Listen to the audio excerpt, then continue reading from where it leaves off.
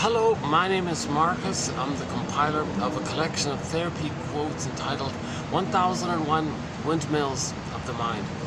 A collection of advanced self-help quotes taken from what's often called the psychodynamic or the psychoanalytic perspective, which long ago, as I understand it, was referred to by some as philosophical medicine or narrative medicine, helping one to be their own story doctor, to find their story. Much of our story is unknown to us.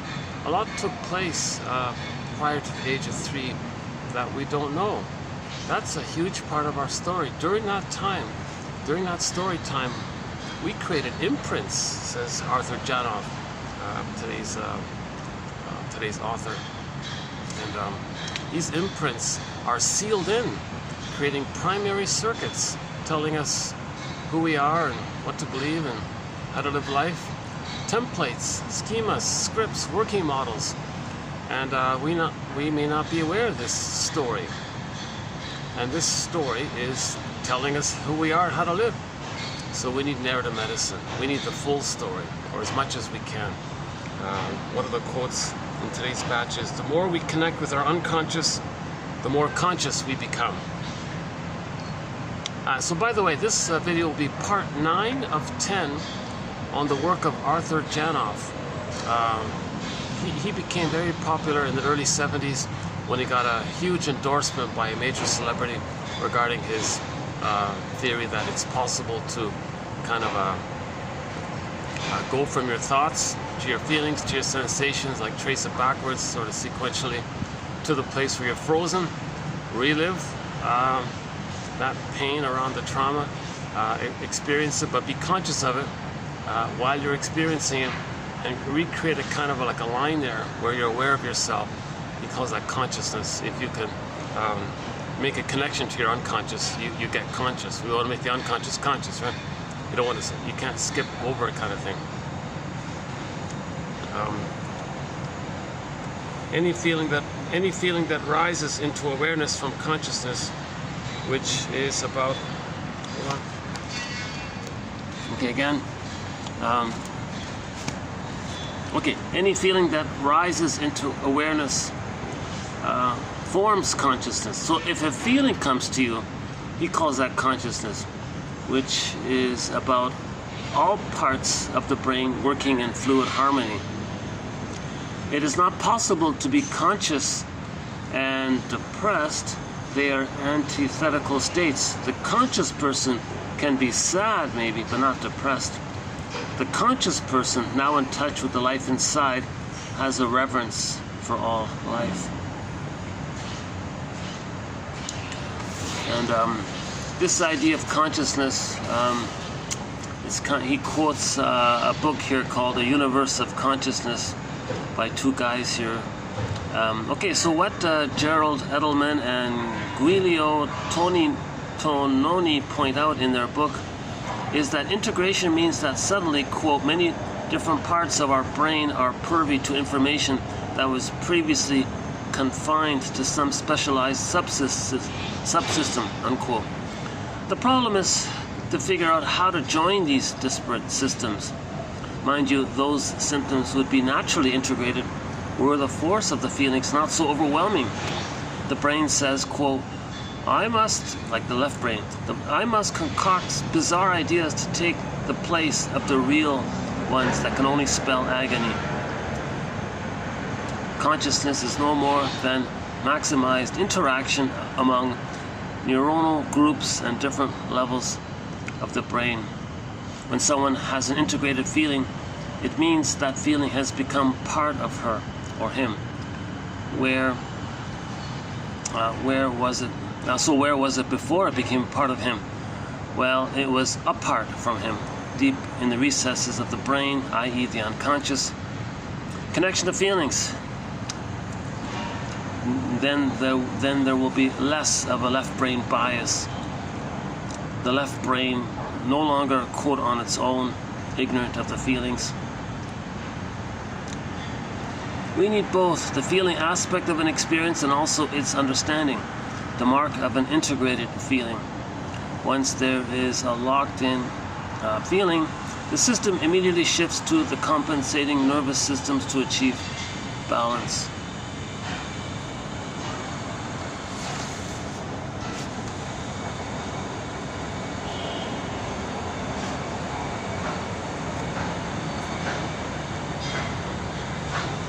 So he has his way of describing the difference between like an intellectual insight, right, a cognitive insight versus emotional knowing. That's what we want. We want the emotional knowing. So sometimes you get the idea, that's not enough, that's just part A. And then you leave it alone. It may lead to the emotional knowing. So he talks about the same issue, but uses different terms. That's a little confusing. So he says so what we normally might say is cognitive insight, intellectual insight. Well, that's curious, that's interesting. Yeah, okay, that makes sense, but without feeling. It's just curious kind of thing. It's like an intellectual insight. So in his book, he would say, well, that's your awareness of something. But if you have the emotional knowing, that's what he means by consciousness. So throughout these 10,000 quotes that we now have here, I've been going with, I forgot where I got it from, just so cognitive insight versus emotional knowing. So psychoanalysis looks for an egg in a basket that's missing. So first we eat the basket, that's conscious, that's like ideas, constructs, theories, ballpark approximations, hypotheses, guesstimates, clues, trying to be a detective here. You know, some clues can be prompts and, you know, like pieces of the puzzle kind of thing. It's not like, it's just building a nest. Just as a bird, you know, makes a nest before there can be an egg. Let's have these theories and speculations and invitations for mutual exploration. It's not the healing, but it's kind of like weaving this nest or basket, and then leave it alone. And then maybe nature does the rest. Maybe an egg will appear, and inside the egg, the firebird hops out. And in one fairy tale, the protagonist hops on the back of the firebird, rides the firebird up. Okay, that's a metaphor for the emotional knowing. You're getting back into your feelings kind of thing. Oops, hold on a second.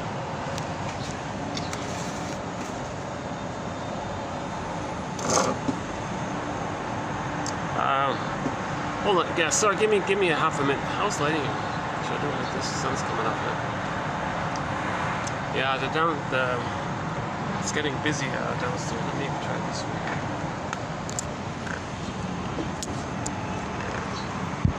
Hold on, sorry, give me a minute to make an adjustment.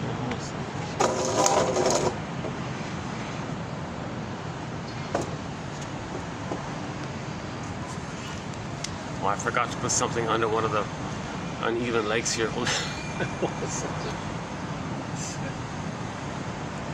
So yeah, I keep all my mistakes, my bloopers. I'm not an analyst, I'm not a shrink, I'm not a professor, I'm not a midwife, doula, nutritionist. I have anxiety, you'll see my anxiety. I'm only the compiler of the quotes, keep that in mind. I judge this by, you know, by the quotes. Hopefully they can stand on their own kind of thing. I'm trying to learn it myself. Okay, hold on a second.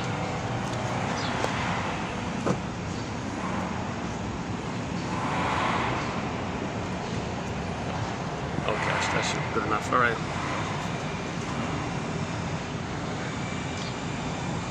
Oh, geez, the lighting is getting a little chilly. I got the sun right there.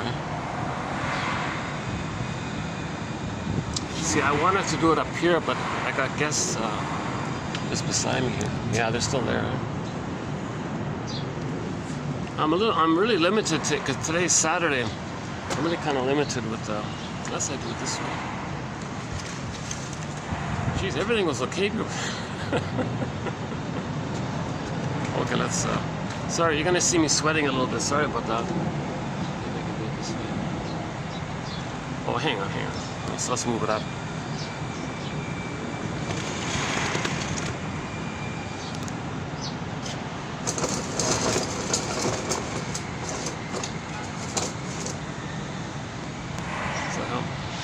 Maybe a little bit, yeah.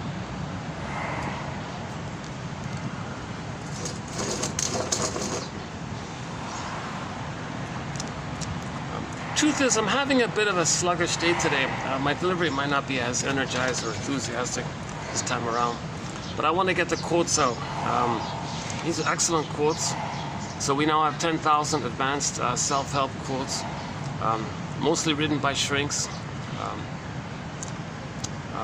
You know, some written by psychologically or psychoanalytically minded self-help authors. Jonoff, I guess he has a PhD, right? And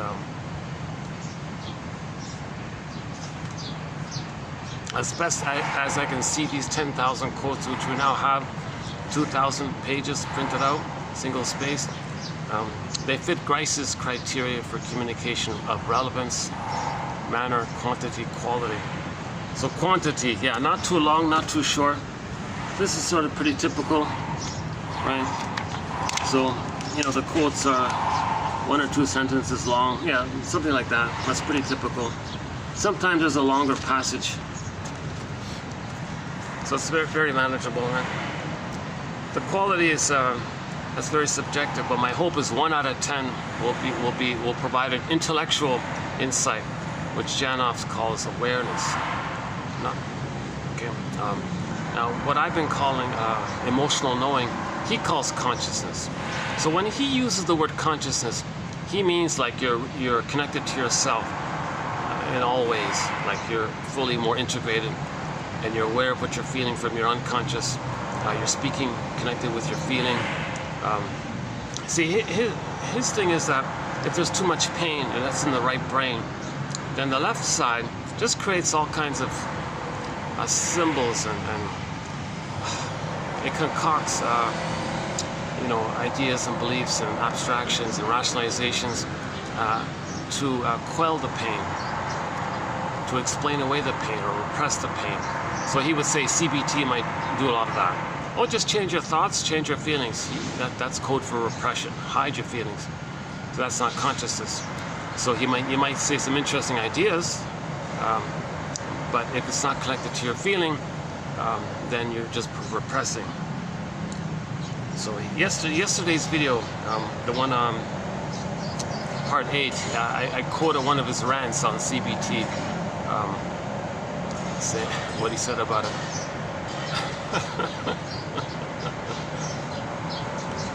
So see, he's a real advocate for getting in touch with what you really feel, kind of thing. But there's a resistance to that, because feelings are related to your unmet needs, and when the needs are unmet, there's a lot of pain. So what are your feelings? It's pain, basically. So we don't want to feel that pain. So the right brain goes to the left brain. Hey, left brain, gee, a lot of pain in here.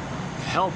Left brain says, okay, I'll come up with these philosophies and ideas and you know, maybe fantasies and you know, okay, maybe I'll chase for something symbolic of what you needed as a baby, but I don't know what it is. Well, I'll just search for something symbolic, but not know what it is. Maybe that'll do the trick or something. Maybe that'll repeat the disappointment. If I search for symbolic mother, not get it, but there's a hope for it, not get it, that keeps you in the trauma bond with your mother, and you feel safe with the trauma bond with your mother. So you're replaying. Okay, I'm getting ahead of myself here. So so Jonoff, he doesn't. A lot of people talk about the triune brain, right? The brain has 3 parts. He says, well, think of it this way: we have 3 brains. So the original primary, you know, long ago one, the lizard brain or the snake brain or the, he calls it the salamander brain or the reptile brain. So that part of the brain, like the brainstem part and the spine and all that part only cares about the instinct of survival and reproduction. There's no warmth or friendliness or trust or care or play or spontaneity or joy or authentic, loving empathy, care, like, you know, like beauty or art. Like, there's nothing like that, right? It's just only 2 things. Like the lizard, they only care about survival and reproduction. So that's the old, archaic, primitive brain from billions of years of evolution. But it's still there in us, in the spine and at the top of the spine, the brainstem kind of thing. So he likes to quote some other author who refers to that brain as the salamander brain, because he says the salamander brain seems to have a lot in common with that first brain in humans, right? And this first brain is related to the sensations and, you know, your pulse rate and, you know, your heartbeat and things you're not aware of, the automatic nervous system kind of thing. And if you're stressed, you're, you know, you might sweat more. I don't know, or you, if you, or you know, like physiological issues. Like if you have panic, like if you something physiological takes place, that's from that part of the brain, right?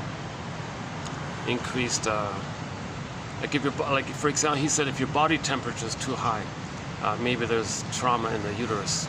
And if you generally have like on the higher end, if your body temperature is kind of on that spectrum of the average body range temperature, he says if it's more on the higher end, you know, maybe that's stress from uterus time. You want it to be kind of slightly on the lower end, not too cold, of course, you know. So he says, see, he talks a lot about measuring things. So he wants to measure people's vital signs and pulse rate and breathing and all these things. And that's his sort of quote-unquote evidence that he's trying to include in his presentation of his theory called primal therapy. Right? So this all began in 1970 with the famous book Primal Scream that a famous celebrity endorsed, and everybody hopped on an airplane, flew to California. Oh, please, Mr. Janov, help me with this. I want to relive my traumas so I can enjoy love life in the past. I don't want to be frozen in the past, stuck in the past, dwelling in the past, feeling numb in the past. So one basic idea is that if we create an imprint based on trauma in the uterus or at birth or shortly afterwards,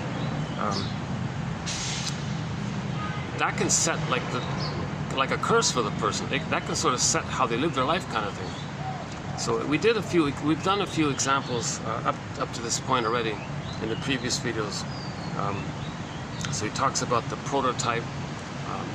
Like a prototype is set for their life. So the first stress and the first response, okay, and that's going to be applied in life, kind of thing. So stresses later in life can trigger the original response in the past. So a couple examples was in the canal, the child is trying to come out, trying to be born.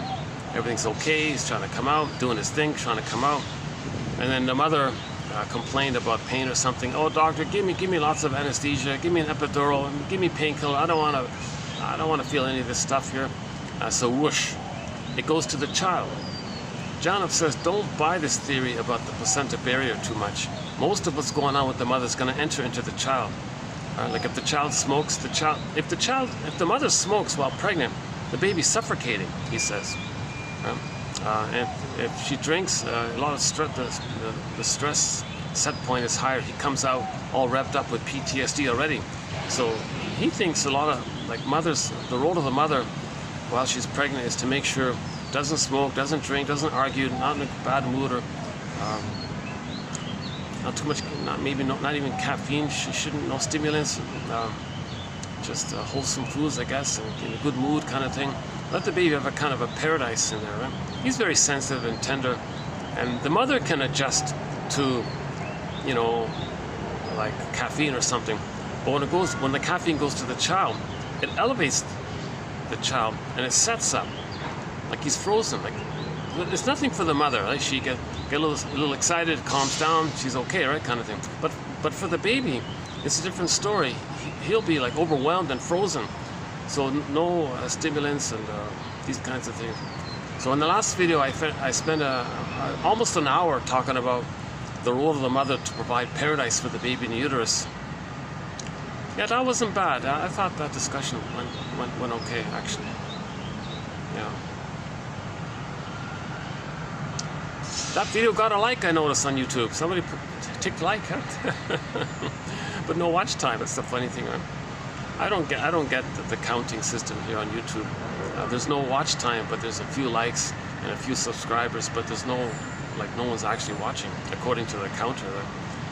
Anyways, now when they get the quotes out, the quotes stand on their own. I think they're going to stand the test of time. These quotes are the best from psychoanalysis for the past 100+ years. But the know thyself area is not just for the past 100 years. It's been around for the past 10,000 years from the storytellers. So we have a major thread on psychological interpretations and myths and fairy tales. That's a key one there. So we do the Odyssey and Orestia, White Bear King Valamon, the Iron John story, Faithful John, some of the tales that Shannon likes to tell, and several others. You know, the Peer Gynt story by Ibsen. And so myths and fairy tales are metaphors for inner psychological dynamics. Myths and fairy tales are true on the inside. Inside is all pictorial. Myths and fairy tales represent this pictorial world. Every character in a myth or fairy tale represents like a personification of some inner psychological element. So myths and fairy tales are treated like a long dream. You know? So everything belongs to one mind. So everything's true on the, so the child said, everything's, myths and fairy tales are true on the inside, not on the outside. Yeah, that anecdote, that line comes from a speaker gave an interpretation to the audience, and the speaker afterwards asked the kid, do you understand, how do you understand our topic tonight about myths and fairy tales? Oh yeah, I get it. What you're saying is all these myths and fairy tales are true on the inside, not on the outside. So even the little kid understood. That's a story, a guy named Robert A. Johnson tells that story. But I learned of that story by another guy, David Tacey, talks about that in one of his lectures. And then I looked it up. Oh, sure enough, yeah, Johnson did say it. So myths and fairy tales are true on the inside, not on the outside.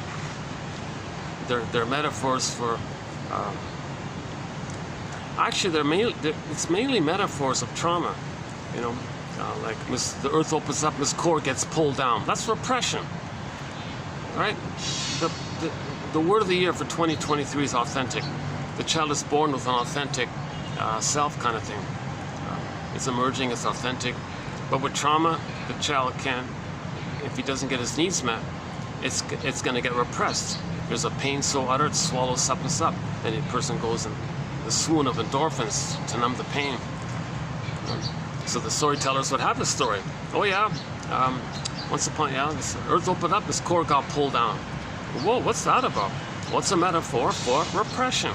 The child's his embodiment, his ontological self, his sense of self, his connection to himself, feeling embodied. In the Iron John story, it was the Faithful John character representing a person's embodiment. White Bear King Valamon was the polar bear, Valamon, polar bear, and so on, right? And in the Odyssey, it was the Ithaca, inner home. Robert Bly calls it your soul castle kind of thing. So this sense of embodiment, Kristen Wilson says, if you're not in your body, yeah, you're not making sense. And then it's disembodied discourses that causes so much problems. So the child isn't in his body. He has this givenness of feeling connected to himself, his ontological self, okay, his I feel therefore I amness self, his beingness. He has this kind of beingness sense of self, right? And then and from that the feelings animate, I feel therefore I am. So he's got that connection of the I feel therefore I am, right? So the polar bear and the golden reef, okay, the Iron John and the golden ball, etc. So the embodiment, and the gold is for the feelings, and the characters for the embodiment, right? So that's sort of a metaphor for the original state of affairs, that we're born with a sense of self, and the feelings can come like that. But it's emerging. It's just kind of, it's authentic, but it's emerging. The child has needs for a secure attachment style, for a secure, normal relationship with the mother. If that's missing, okay, then it doesn't, then it's lost. And the memory of it is down in the brainstem. So you got the cortex, the mammal brain, and the brainstem. It's kind of pressed down. That's what I mean. It's like goes down into that brainstem area, into the reptile brain or something. The sensation brain, let's call it, a physiological sensation brain. It's not about it's not about like pleasure and joy, like the survival brain. They also just call it that, right? The deeper, the earlier part of the limbic system. You got the later part, the mammal side, right? So it gets repressed down. It doesn't develop. So the memory's there, the potential's there, but it's lost. Some metaphors, or some people describe it with the metaphor that the child wants to keep his soul. He's got to do something with his soul, his embodiment, sense of self. I feel that for him is, he puts it, okay, I'm going to put it into cold storage here. I'm going to freeze it up in cybergenic cold storage, right? That's called emotional hypothermia, emotional coma, emotional catatonia. The image is, one image is the woolly mammoth, the frozen woolly mammoth in the block of ice. So things are frozen up, can't move. Sometimes another variation on the theme is of the loss of our innocence or something, is that the baby is orphaned and exiled into another land. Right? Sometimes the king puts the baby on a little boat and sends it down to some other place, into the unconscious. And it goes to some other world kind of thing. In the Pipe of Hamlet story, the children were all lost and hungry and lost in the forest and the hills kind of thing, and no one looked for them. And later on, the mountain opened up, and they went into the mountain because things got worse. Oh, one second. Oh, sorry. Oh, it's gonna get windy here. I'll just do this. Right. Oh, I welcome the wind. Oh, I'll take the wind. Oh, jeez, yeah. Still pretty hot, eh? Jeez, yeah. It's usually like in the mid-30s, but with the heat index, it's either like 39 or 40 or 41, something like that, right? Or maybe 38 sometimes.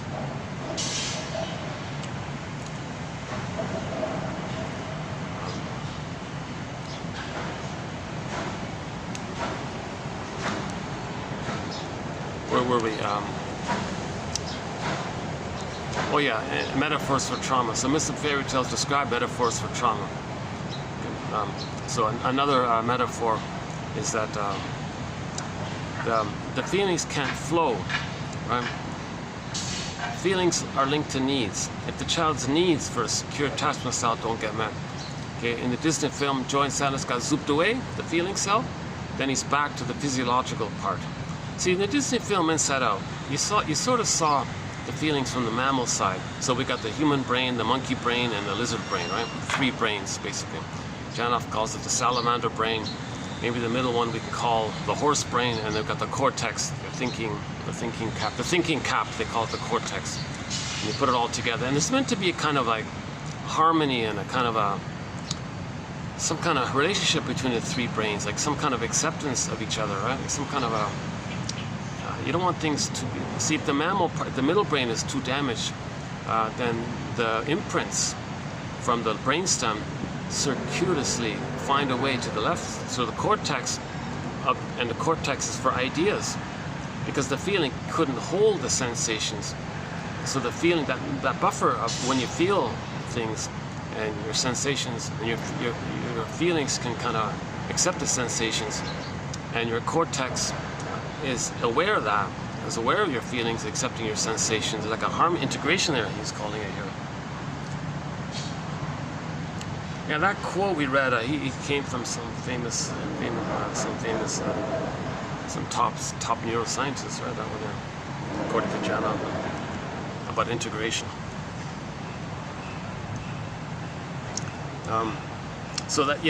Okay, let's dig up that quote again about when the right brain talks to the left brain.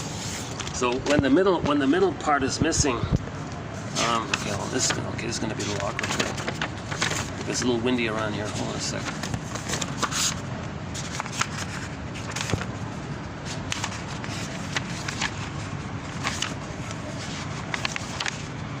Yeah, okay, this one here. So the right side of the brain tells the left side, sort of, okay, look, I can't take any more pain. And the left side says, okay, I'll defend you against having to deal I'll defend you against having to feel it with a flurry of ideas, to bury it, to repress it. The left side ideation symbolizes what lies in the right side. So it represses it, but it symbolizes it. Now try to talk to the person out of their new philosophy. The left side creates ideas that reflect, however obtuse, the feelings on the right, even when the left side has no idea what is exactly on the right side. Ideas reflect feelings.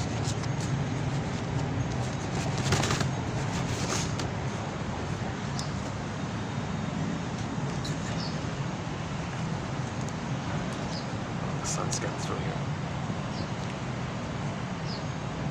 So first we have sensations, then feelings, then the ideas. So cognitive. So Janov was saying all this cognitive therapy. Oh, change your thoughts, you'll change your feelings.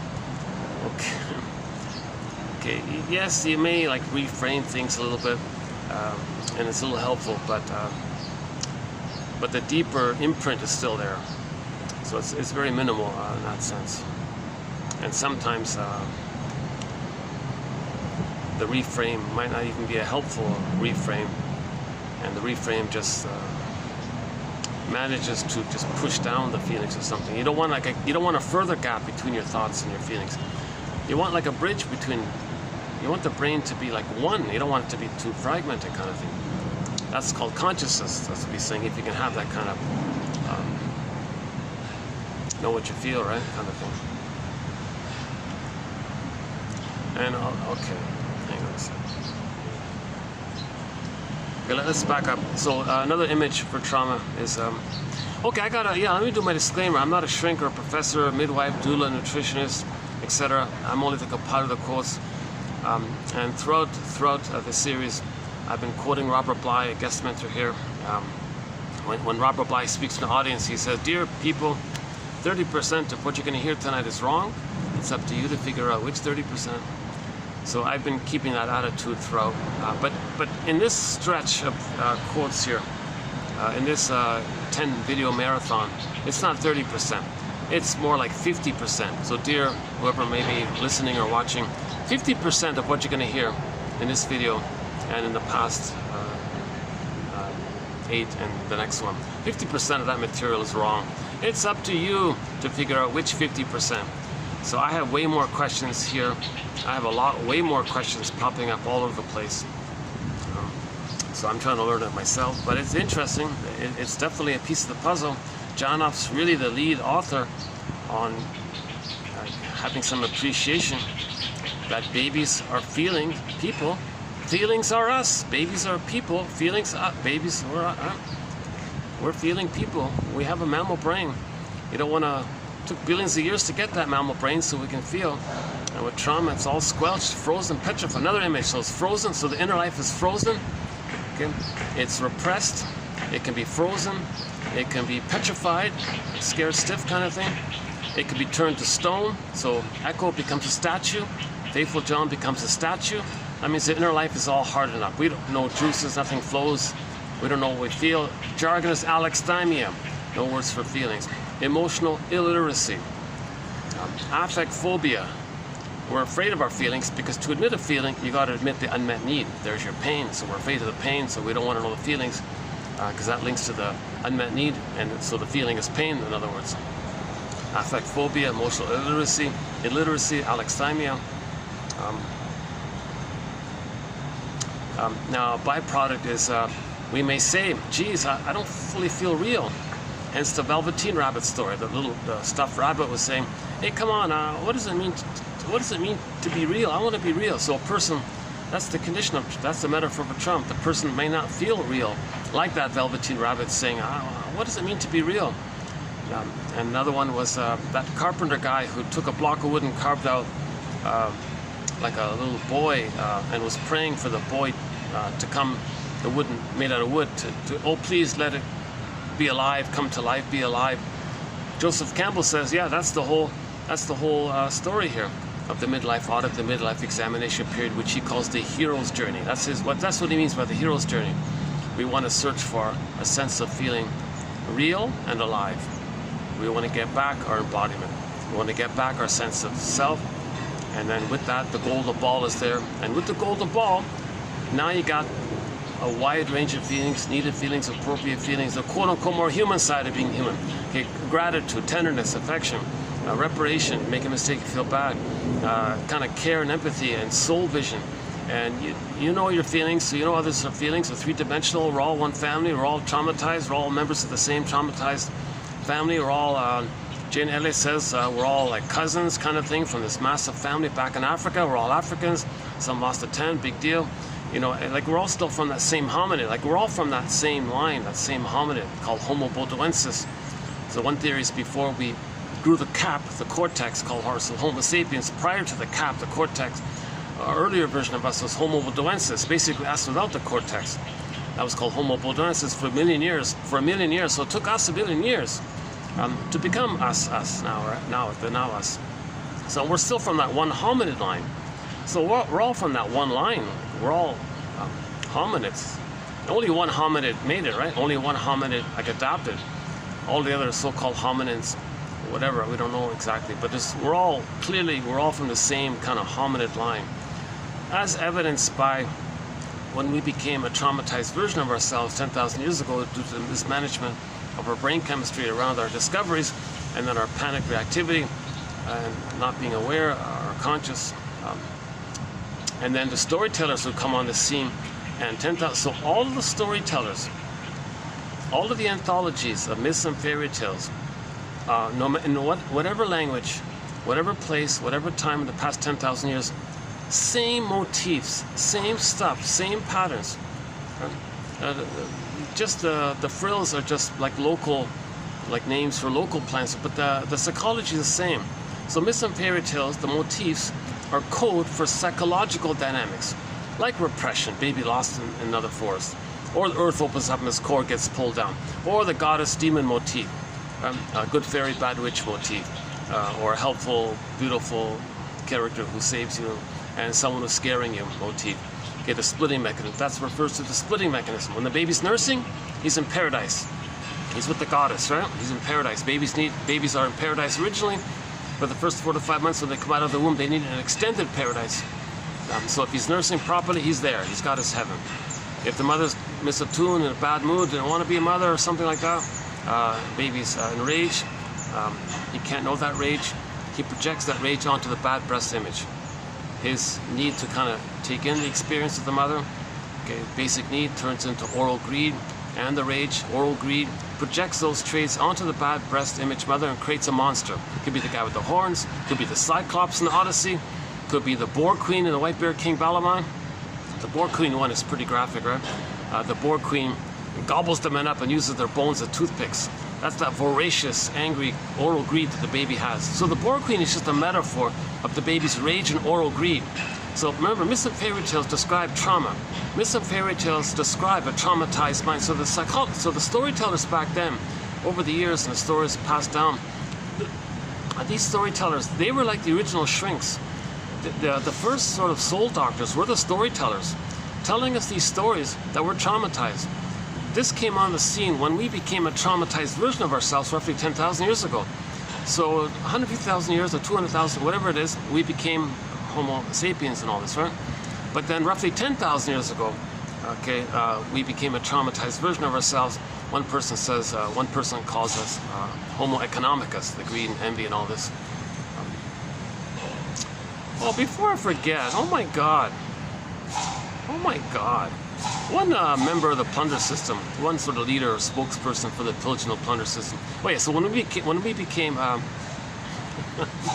getting ahead of my, I'm jumping all over. I'm a little bit disorganized today. Sorry about that. Jeez, yeah. So when we became a traumatized version of ourselves, roughly 10,000 years ago, the theory is we went from global village, tolerant personality, Homo naturalis. Babies were held by their mothers, so the temperament was calm, loving, normal, kind of easygoing, relaxed, playful, trusting.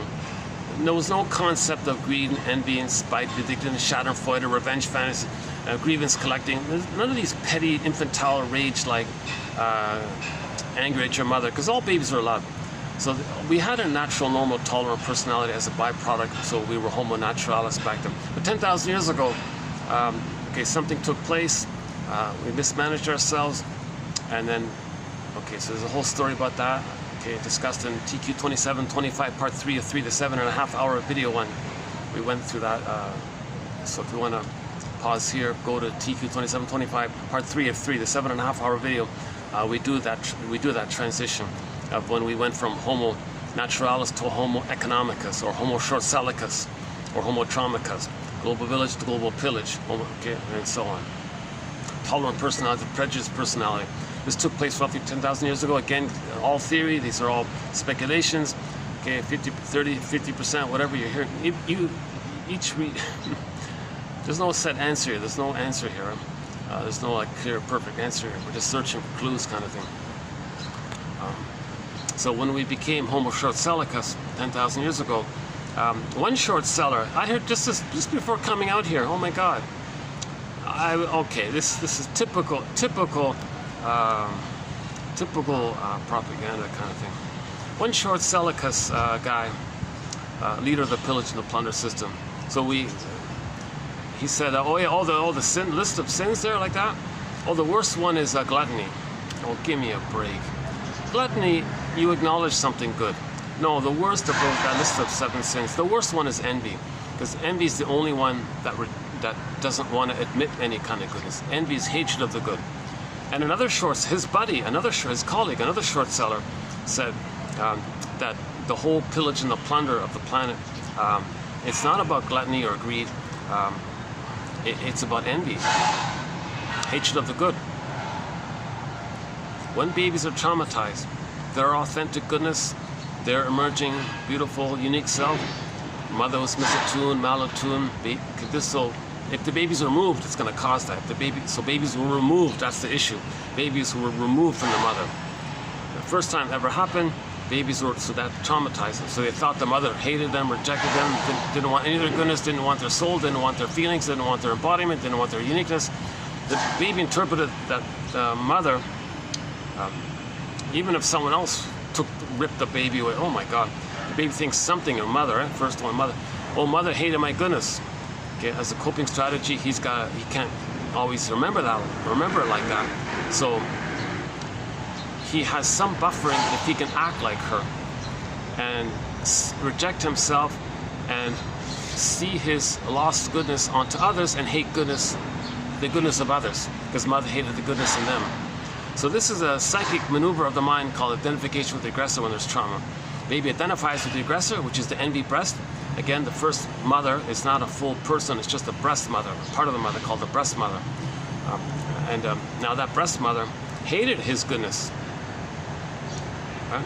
If he's removed, separated, abandoned, taken away, loss of continuity, needs unmet, he freezes up inside, all of his goodness was devalued, and he felt very shamed by all this. So the maneuver of the mind to survive is he'll identify with the aggressor. Now that's a trauma. When there's trauma, we repeat. We go through life repeating that.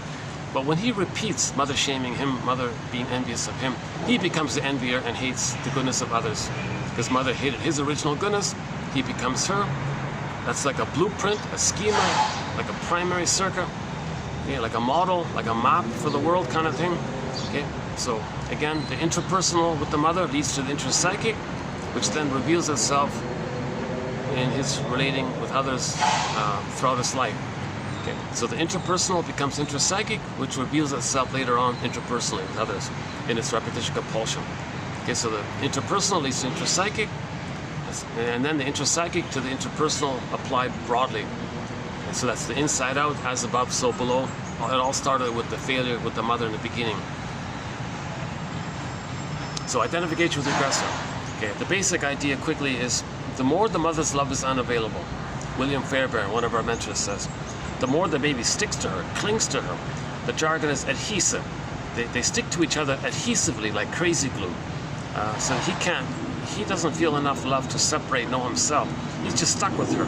Now this stickiness, another term for a more clarifying term, another term for this, which I find more clear, is Ferenzi's term. It's called identification with the aggressor. He's so stuck. He's her, in other words. He can't be himself. So he's going to see his shame self onto others and play the shaming mother.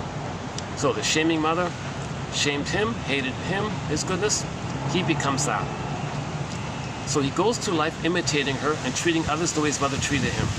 That's the template. But when he replays the template, the blueprint, the stencil, it's like a stamp. Like when he's got an original stamp is created in the neural pathways, right? And Janoff calls it imprint. And he talks about he names the chemicals that seal it in. there's actually, you can see it in a microscope, some little thing takes place that seals in that neural interaction. That's the imprint, he calls it. So that means he's living by that. He's going by that. Like, that's how he lives his life. That imprint. Now, if the trauma is before 18 months, he doesn't play himself anymore. He plays the mother. So, all memories are relational. Memories are relational. Self in relation to the mother and the linking affect. Self-object relation. But it's fused. It's one. But there's still two there. Self and other. It's a relational. Self and other relationship. Attachment. Interpersonal. Interpersonal, relational. The memory is relational. So the first relational memory imprint is mother hated his goodness. Mother shamed him. Mother gave him emotional poverty. Mother plundered his soul. Okay, mother exploited him, used him, did all these awful things to him. So what is he going to do? What is the child going to do at this point? How does he cope? He can't feel this pain. It's way too painful. He feels so unloved, so empty, so hurt, so shame, so geez, what's with this? It's as if the baby could speak. What's with her? Why is she so soul blind? What's her issue? Why is she so angry? Why is she so hurtful? Well, this is the theory. 10,000 years ago, we went into this manic panic about our discoveries of farming and agriculture, and we got all the serotonin, and we wanted more and more. So they figured if they traumatize the babies, he'll be angry and give others poverty. So if babies were given emotional poverty, they'll go around giving others poverty. And if others are in poverty, that creates a pool of poorly paid workers who that's needed to pillage and plunder, because the baby's soul was pillaged and plundered, short soul. Okay, then they do impose that onto others, and the people in poverty, actual poverty, are doing all the work. You see, and now you have roughly the 20-80 rule, right? So 20-80. Roughly 20% are living in million-dollar, multi-million-dollar homes or whatever. 80% are in dire or poverty to one degree or another. Miserable blindness. Like, we're really blind to something so simple. Okay. So Janov makes a huge contribution to raising both awareness and consciousness. See, really good. I really hesitate to use Janov's phrasing of his definition of awareness and consciousness. So when Janov says awareness, it means what I've been saying, just intellectual insight. A curious, oh, aha, that's interesting, but no feeling. That he means that as awareness. But here in our collection, when we're saying emotional knowing, like you feel it, like, then he calls that consciousness. So when Janov uses the word consciousness, he means emotional knowing. And you emotionally know it. And you're aware that you know it. Like, you feel it and you're aware that you feel it. So you have the harmony between the sides of the brain. You got integration between the left and the right sides of the brain, right? The corpus callosum is restored. Someone jokes that some people have a natural highway, super highway between the two. Some people just have like a dirt road that's broken and things can't get across. So that's whatever, repair the highway kind of thing. But in trauma, that highway gets damaged. That's why the Scarecrow, the Tin Man, and the Cowardly Lion and the Wizard of Oz are so fragmented. There's no links there. Dorothy's the part of the psyche that's trying to line things up and restore the highway. Dorothy's trying to line them up again, right? Dorothy's trying to bring together Scarecrow, Tin Man, Lion, right? Cowardly Lion. So that's the innate drive for healing, to be like that. So there is this innate drive for healing to restore the links. In trauma, those links get damaged. Scarecrow doesn't know what happened. He's got no brain, remember? Tin Man. Means the person, that part means that the person doesn't feel any like love of life or path with heart or pleasure in his heart or trust or love. He just feels empty and steely and cold or something, right? That's an awful sign of trauma. And the Cowardly Lion in another place means, because of the first two, the person doesn't feel embodied, connected to themselves, so the lion can't roar or feel his body, right? So Dorothy's part of the psyche, image that within the psyche there's this attempt to line things up. Or we can step back and say broadly, be like Dorothy, and recognize that the person feels disconnected from themselves, something's missing, okay? That they're not loving life, okay? They're not loving life. That's a Tin Man. So what does she do? What do we do? First things first, fix the Scarecrow. Give the Scarecrow a brain. Okay, so that's what these 10,000 quotes are for. These 10,000 quotes in our collection here are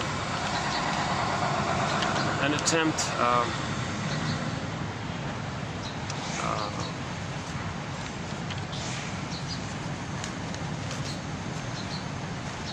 my sincere attempt, or an attempt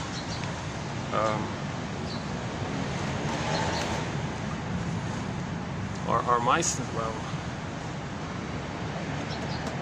are available for someone to see if they can fix that scarecrow character. In previous videos I said, oh yeah, these 10,000 quotes will give the scarecrow a brain. That's just me being dramatic or something. Oh, there's one of our birds. I don't know if you can see him. There's two of them now, yeah. They usually fly off when I get too close, but let's see. You know, they look kind of basic on the surface, but when they fly, they got these nice black and white feathers underneath. Yeah, you can sort of see it, right? Up in the tree there. Oh no, it's not. Okay, it's not going.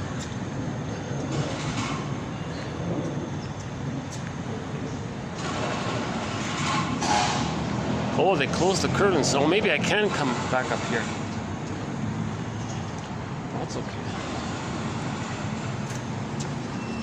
These 10,000 quotes are available for the price of one of those. I.e. a minor administrative fee. It's just for a small admin fee from the website buymeacoffee.com/psychoanalysis. One can get this 10,000 quotes, an encyclopedia of insights. Yes, they're cognitive insights. Yes, they're Janoff's awareness insights. So it's not consciousness. It's not emotional knowing. It's the first part. It's the basket part. It's trying to fix that scarecrow part. So fixing the scarecrow part, we can cross over and borrow the children's story. We want the straw house, okay, to become stronger and end up as a brick house. With the brick house, the big bad wolf slanked away. Because with a strong ego, you know that that wolf is just a symbol that once upon a time, okay, the person felt rage and greed. And the wolf is a symbol of that. So if you admit the feelings of it, okay, back to Dorothy, she throws water on the Wicked Witch. So the Wicked Witch is the same motif as the Hungry Wolf. Okay, so the Hungry Wolf and the Wicked Witch, same kind of idea, scaring, frightening. It can take many forms, the Wicked Witch or the Hungry Wolf, Big Bad Wolf. It can take a guy with the horns, the Cyclops, any kind of dangerous, devouring, oral. That's greed and rage. The baby felt greed and rage, so with a strong ego, we can accept our feelings. That Wicked Witch dissolved away. The wolf disappeared, kind of thing. So we gotta strengthen the ego. So straw house up to a brick house, right? So with the straw house and the sticks house, the wolf could blow them down easily. So we didn't have a strong enough ego because we couldn't. With a strong ego, you can have your feelings, your embodiment. Right? The residents were in the house, but in the straw and in the sticks house, it wasn't strong enough. So we were afraid of our imaginings. Right? So we're actually overwhelmed by the denial of our projected rage and oral greed, and we felt overwhelmed. So you need a strong ego to know what's going on. Then you can stay inside yourself. So the house and the residence, okay, that's your embodiment, right? The house would be like, your soul castle, and the residence, right? That's like your embodiment. Okay, so Ithaca and Penelope, right? Etc.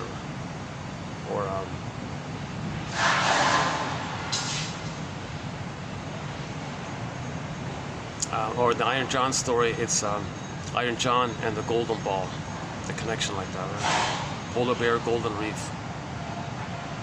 So I feel, therefore I am. I feel, therefore I am. The feelings can be Penelope, can be the vibrancy of the golden ball, the golden reef, etc. And the amness can be your inner home. So that's Ithaca, or the brick house. leads to the brick house. At that point, becomes a house. Yeah, like it becomes a house. Some people equate the ego and with yourself, but you have your embodiment, your feelings, right?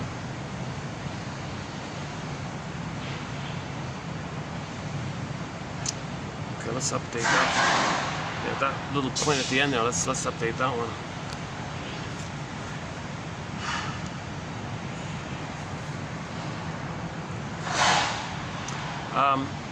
Okay, hang on, let's back up a sec.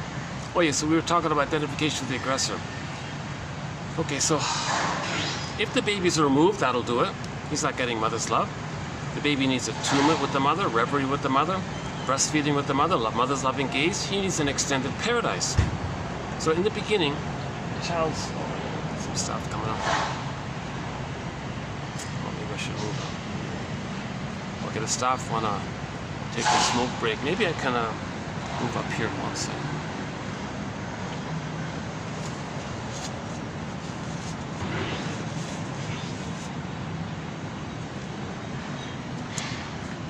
Maybe I can do it over here. Hold on a second.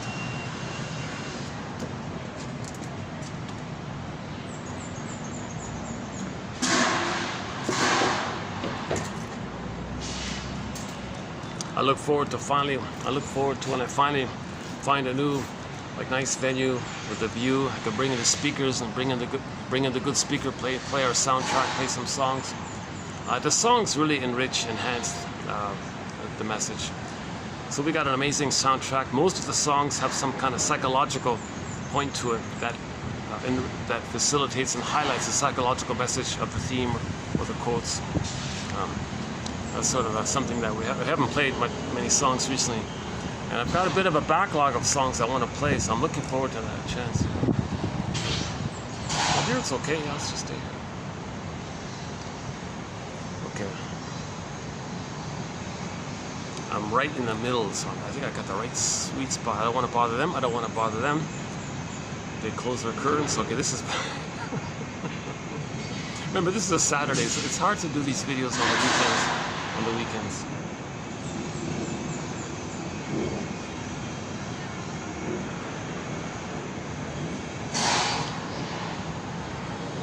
Yeah, so let's finish this point about identification with the aggressor, a term that guy Ferenczi came up with.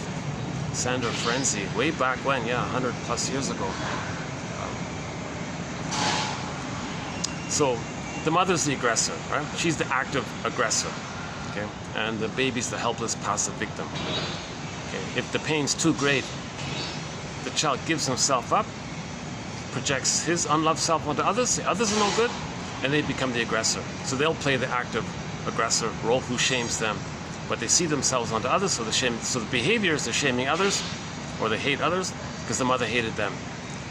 That's a very severe sign of trauma, when the baby can never be himself, can never know his feelings, always gotta play the angry mother and show the world, look world, look how negative I am. Well, that's what my mother did to me. Berger calls that showing up the mother. Although he's loyal to the mother, although he's still trying to save her, although at the same time he's angry at her, so his negative behavior is a sideways way to show up the mother. Where did he learn it? Where did he learn such negativity? Where did he learn hate and all this? Well, the mother hated him, he hates others. That's his way of saying the mother hated him. Identification with the aggressor. So in the beginning it's fused. The child's sense of who he is and is blurred in, meshed in this fusional oneness of the mother and the baby, and of what's going on between the mother and the baby. So it's like a baby cloud blurred in with the bigger cloud. Maybe the baby cloud thinks the bigger cloud is him or something. It's called undifferentiation, symbiosis, merging, fusion, etc. Baby doesn't know where he begins and ends, where the mother begins and ends. And the baby thinks it's all him, that the mother's him. That's called infantile megalomania, egocentricity, the glorified self, the idealized self. He thinks he's the power of the mother's him because the theory is in the uterus. Baby didn't get a chance to realize the reality that he's this little person inside his mother who's another person. In the beginning, the baby's eyes are closed. He's floating around in the amniotic sac. Now he's got his authentic core, he's got his feelings, he's feeling pretty good, assuming there's no prenatal trauma or prenatal distress in him, assuming the mother's not smoking or drinking or arguing or too much caffeine, these kinds of things, assuming the baby has his original paradise, Garden of Eden, Shambhala, Shangri-La, Nirvana, assuming the baby's in that kind of what they call welcoming womb. Okay, a good book is called Knowledge of the Womb, yeah. Actually, John Up never mentions that book. I haven't seen. Oh no, I haven't read I haven't finished it yet. No. Yeah, John Up didn't invent this. This idea of prenatal trauma has been around a long time. Guys like Frank Lake and Francis Mott and Otto Rank, of course, sort of like kind of started it all, I guess.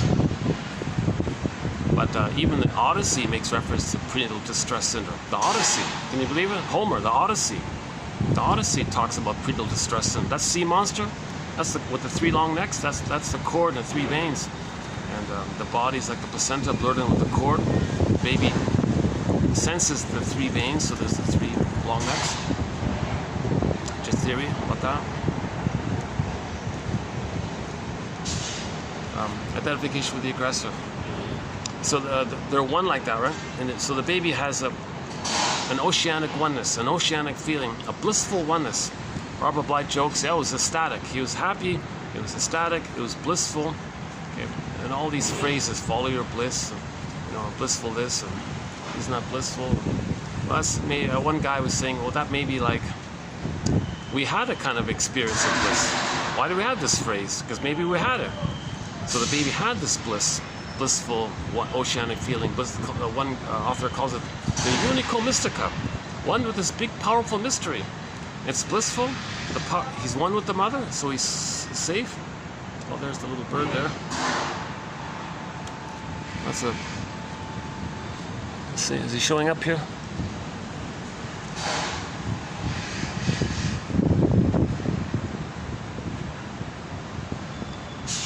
Maybe I should bring some crackers next time and we can get a closer look at him. You know, when he flies off, you'll see his under feathers. That's pretty cool, yeah. He's not a pigeon, he's something else. I still don't know what these guys are called.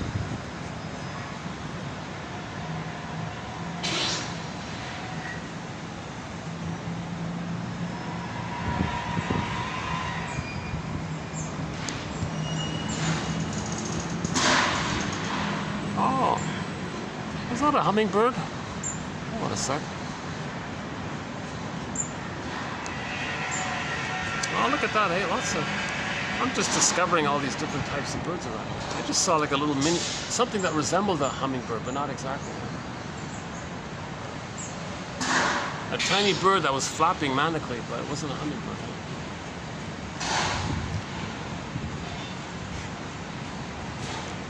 Yeah, it's fun to do these outdoors, to tell you the truth. Some of my outdoor videos unfortunately got lost, but I had some scenes with loons and you know, once there was a heron flying across.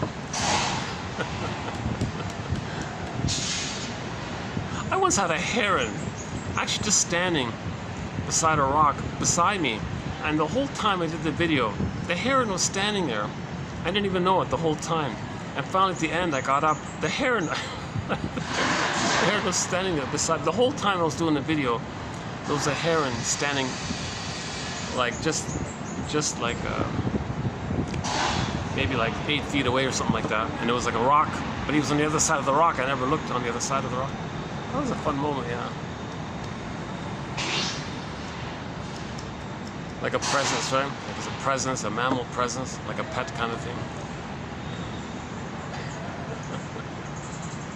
See, memories are relational, right? So the heron would be like symbolic, like a maternal figure, like a mother goose kind of thing, right? So you got the support. So it'd be an unconscious breast image, the safety. But I didn't know I had it. It was a good video, yeah. It was. Okay, let me calm down here. Yeah, I notice a little anxiety, silliness coming from some anxiety.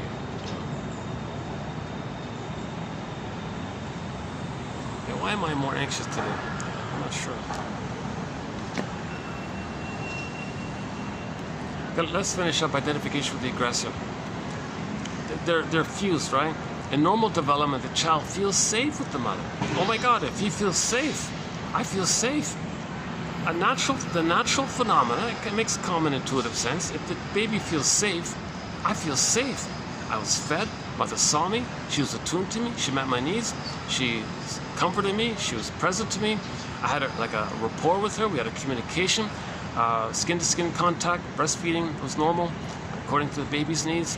My loving gaze, accepting gaze, sees that I'm unique, and she enjoys the mystery of it all, and I'm unique, and nature's greatest miracle. Every child is nature's greatest miracle. The odds of anyone being here are 1 in 400 trillion, so we're all kind of unique like that. And the mother sees this, she accepts it. She's not going to use me, or she's not going to like reject me, or has a chip on her, or maybe send me the message that I interrupt her life, so she's upset. Nothing like that. She's fully welcoming, fully accepting. Okay, so like emotional feeding kind of thing. Rhythm of safety for the first 4 to 5 months. For the first 4 to 5 months, the child gets an extended paradise. In the uterus, it was paradise. Again, assuming no prenatal trauma, no prenatal distress syndrome, assuming that the birthing was okay, or if there were complications, the mother was able to compensate and provide a secure attachment style. So for the first 4 to 5 months, the child felt safe in a positive maternal experience, maternal holding environment. Okay, rhythm of safety, let the music play on, and skin-to-skin contact. So the skin-to-skin contact, okay, breastfeeding and the loving gaze for 4 to 5 months. That's a level of safety called an extended paradise, an extended interpersonal womb. Babies need an extended womb. The original womb in the uterus, right, 9 months. It was all like in the water world, right? Baby, cord, placenta, mother, placenta, cord, baby, do, re, mi, 1, 2, 3, A, B, C. It kind of flowed smooth. Okay, so now he needs that kind of quality of a rhythm of safety called attunement, okay, mother's reverie, etc. That kind of oneness, that kind of blissful oneness. Baby had a blissful oneness in the uterus. He needs an extended blissful oneness for 4 to 5 months. That's the extended paradise. Okay, Shangri-La, Shambhala, etc. He has that extended Garden of Eden.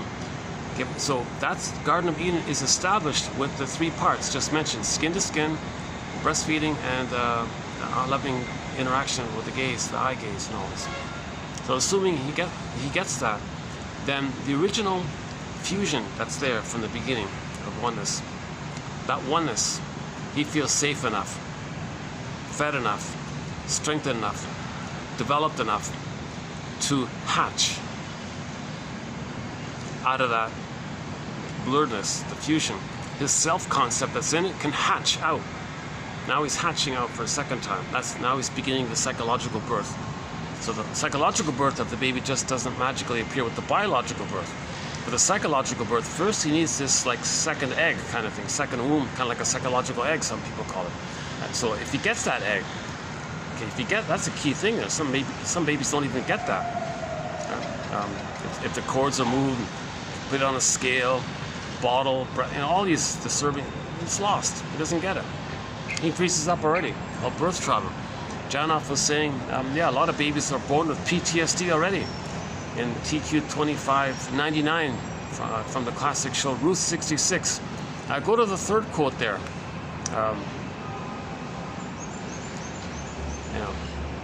I won't repeat it here, but it's pretty dramatic about birth trauma.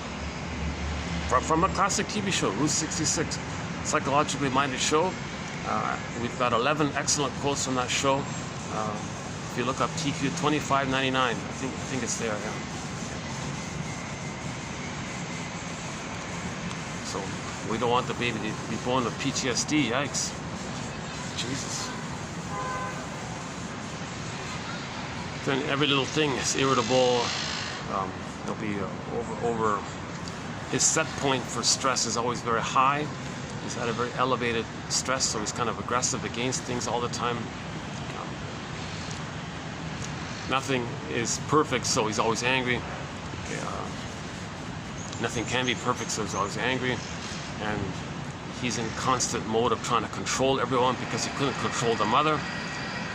If the mother's not loving him, the baby has the fantasy, gee, with all my stress, maybe I can control her. So they're born with that elevated stress. They go through life with a very controlling kind of personality. So they're against people, controlling people. So Karen Horney talks about this. And people move against people, away from people. That's the withdrawn one. And the healthier one is moving towards people, either in a healthy way or in the pathological way of trying to please people all the time.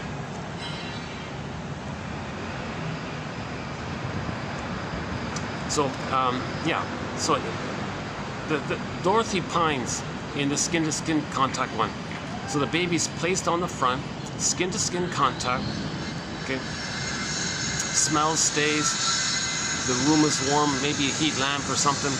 Hand the baby directly, leave the placenta, leave the cord, place the baby in the front. He's looking for the nipple, he's gonna latch on and suckle, all is good. Skin-to-skin, okay, suckling, he's got his paradise. That oneness, that blissful oneness continues. Now with the skin-to-skin contact, Pines was saying, the emotions of the child go through body to body, the skin-to-skin. So you don't have to dress it. What's implied is you don't dress the child. It's skin-to-skin. The room is warm enough, or there's a sheet over the back, but the front to front, the two fronts connect. That means the mother's feelings can pick up the baby's feelings. The baby feels what the mother feels. The baby gets the response of mother's feelings to their feelings. So there's a kind of affective communication takes place. If this takes place, this affective communication through the skin-to-skin contact, then in 4 to 5 months, the child's psychological sense of self can hatch out. You see? If that doesn't take place, that oneness, he's still there. He's stuck there in the tar pit of a negative symbiosis, and then he becomes her and rejects himself. So in identification with the aggressor, that's a desperate measure to deal with the pain of not getting mother's love. So in that relational unit, passive baby, aggressive mother, he goes through life playing the aggressive mother and casting others into the role of victimized him. So he's shaming others to replay the mother shamed him. And it's like a circuit. He's going to spend his whole life with one of the stinger personality patterns. So trauma before 18 months leads to one of the stinger personality patterns. The commonality of the stinger personality patterns is identification with the aggressor. Okay? And the main emotions are hate, greed, envy, spite, vindictiveness, schadenfreude. I'll back up a sec. Yeah, this short seller was saying the 7 sins, gluttony. No, it's envy. Envy is the only one that won't admit goodness. If they see goodness, they see it wrecked. Because the mother wrecked their goodness, they identify with the envy breast to feel attached to the mother, to feel not alone, not abandoned, to have some sense of mother. Plus, the babies think that by being loyal to the mother, that maybe they can save her. If they save her, maybe they'll get her love at some point. So to have a mother, he's got to treat others the way she treated him. Okay, that's the baby mirroring the mother, because the mother wasn't mirrored by her mother. Baby's trying to compensate, try to save the mother. So to have a mother, he's got to hate goodness. That's envy. See, this short seller, this famous short seller, I saw just before coming out here, said, of the 7 sins, gluttony is the worst one. Give me a break.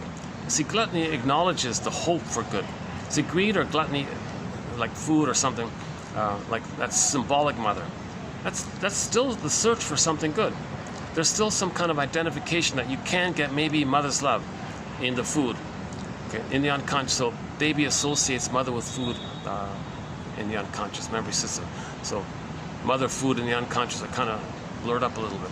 So if the baby didn't get mother's love, they may symbolically search for a mother by this gluttonous consumption of food all the time, called emotional eating. So emotional eating is searching for symbolic mother. And you make a rationalization for it, and you're not even aware of it because of the gap between the left brain and the right brain, and the bridge is damaged with trauma. So the person can spend their whole lives in a greedy mode, okay, being an emotional eater, eating cookies, ice cream all the time. They're not physically hungry. They just feel lonely, and where's mother? It's symbolic. It's hope, disappointment, hope, disappointment, hope, disappointment, right? So at the beginning, baby had a hope, disappointment, hope, and it's a circle, like it's a neural circle in there. Okay, Emily Dickinson describes it in her famous poem, A Great Hope Fell. A great hope fell. The baby had a great hope to have skin to skin, breastfeeding, mother's loving gaze, and extended paradise. He had a great hope for a secure attachment stop, his extended paradise. He had a great hope for his mother's love, mother's welcoming, soothing presence. Presence. Babies need mother's presence, not presence. If you were to ask a baby who comes out of the uterus, do you want your mother's loving presence and a secure attachment stop, or would you like a check for $1 billion? What do you think he's going to choose? Nonsense, right? Of course he's going to search for mother's love. Because nothing symbolic a mother can compensate for that. And if he doesn't get that, he'll search for the $1 billion, thinking it'll be mother's love. No amount of money can correct that imprint.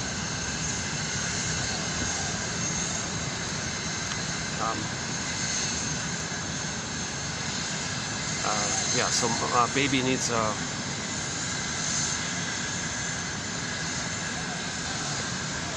positive maternal experience, right? The breastfeeding and all this. So if that's missing, it's in the brain, it's in the brain stem, it's a loop. It's time. That part of the brain, by the way, doesn't understand time. There's no time there. Lizards and snakes have no concept of time. Maybe even dogs and horses don't know time. This concept of time is with the thinking cap, the cortex came on, right? And that cortex part for the person, that roughly at age 3 even. So this is in a time when there's no time. There's no time. So the baby's, it's called infinite or timeless. It's forever. It's just now. It's always that pain, and it's a loop, and the energy is looping around. Because he's looking for love, he's rejected. Looking for love, rejected. Looking for love, rejected. It's like a skip on a record or something. It's just this constant Sisyphus or something. It's just this constant, endless replay of searching for mother's love, disappointment. Back to Emily Dickinson. A great hope fell. Her baby was looking for that secure attachment style. Mother's presence for every soothing attunement. That was a great hope for a secure attachment style. A great hope, a great promise, a great expectation, a natural expectation, an implicit expectation that when the baby's there, his mother will be there. A natural, biological, normal phenomenon that when baby comes out, mother's going to be there for him. Natural hope, a great hope, great, delightful hope when he's making the transition from the water world to the land world. He's developing, he's growing, and mother's going to be there for him. Great hope. It fell. Mother wasn't there. Baby was removed, put on a scale or whatever. Removed, put in another room, put in some other place. Okay? Barring medical emergencies and all that. My disclaimer, I'm not a doctor, but the baby should be handed to the mother directly. Yeah? Baby had a great hope. And many times it falls, it fails. You heard no noise, says Emily Dickinson. The wreckage was within, the trauma. The wreckage, the trauma. Baby's soul's wrecked, it's damaged, frazzled up. Wizard of Oz image, Scarecrow, Lion, Tin Man, all wrecked, all frazzled up, undeveloped, submerged ego, loss of heart, Tin Man, cowardly lion, can't really roar or something, or feel your embodiment or something. And where's Dorothy? Waiting for Dorothy to heal all this. Oh, cunning tale. Oh, cunning tale. Oh, cunning tale. Like, what's with mother? Why were you so cunning? You didn't want me? Was that a cunning tale? Are you disappointed? You wanted this and this happened? You thought I interrupted you,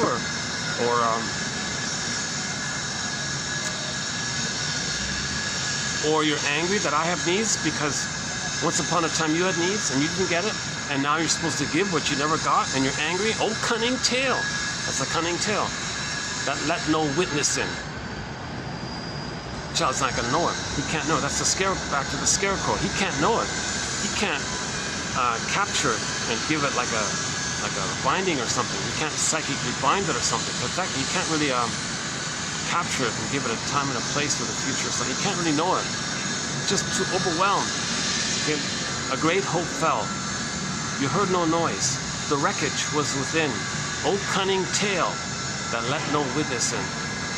Okay? Emily Dickinson, in her other poem, there's a pain so utter, it swallows substance up. and then the baby goes in a swoon. Okay, so that's the mercy, numbing, endorphins issue. The baby's in pain. Okay, now that pain, Janov describes it as an electrochemical flashing neon light. Okay, danger, needs not met, unloved, unloved, unloved. It's a blinking, it's timeless, it's on and off. There's no time, so it's just constantly going on with it. And behind that flashing neon blinking light saying danger, unloved, okay, there's the baby's frozen scream that he can't scream, the voiceless scream that he can't scream, right? The baby is overwhelmed, it's just too much, like a glottal or stuck or something, and he can't scream, but he wants to scream. So hence the famous Edward Munch painting, the most expensive painting in the world, right? Edward Munch, The Scream. That's the whole issue right there. The most expensive, take that as a message. The most expensive painting, even more money was paid for this than the Mona Lisa or all these other ones. It was that Edward Munch painting, simple painting of the scream. The baby tried to scream like that painting. He felt this great, it was frozen. So it was like a painting, two-dimensional, it's frozen. But so imagine inside a baby trying to scream like that kind of thing. And it's like a time warp, it's flash frozen or something. Flash frozen, Janov says. And there's a blinking, and to clarify, there's a blinking neon light. Unloved, unloved, unloved. It's just going on endlessly.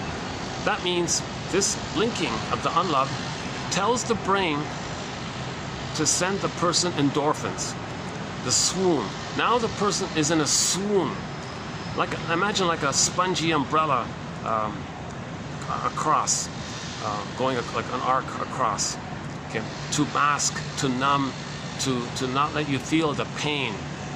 So it means pain, right? Unloved means pain. Or another way of saying it is, there's a pain. There's a pain churning out. Pain, just churning it out. Pain, unloved, pain. They're like a churning thing. Just something blinking or churning. Yeah, a similar thing. Right? Then the swoon. So imagine this setup in the psyche like this. Okay, pain, churning, Mr. Pain churning out pain, or the blinking light, unloved. Okay, the scream painting is there, he can't scream, he's stuck. It's a pain so utter. And then swoon, numb. Okay, imagine that like a frozen. Okay, and this is called an inner conflict. Okay, so now this is called inner conflict, which leads to repetition compulsion. The repetition compulsion, so back to Dorothy, there's something in the psyche that's trying to undo this, that's trying to correct this. So the thought is, okay, TQ 2119, Paul Libby Russell, the thing called repetition compulsion. That interaction that caused that problem, that interaction that caused that imprint, that relational interaction that caused it, okay, they're going to go through life recreating it, replaying it, because they don't understand time.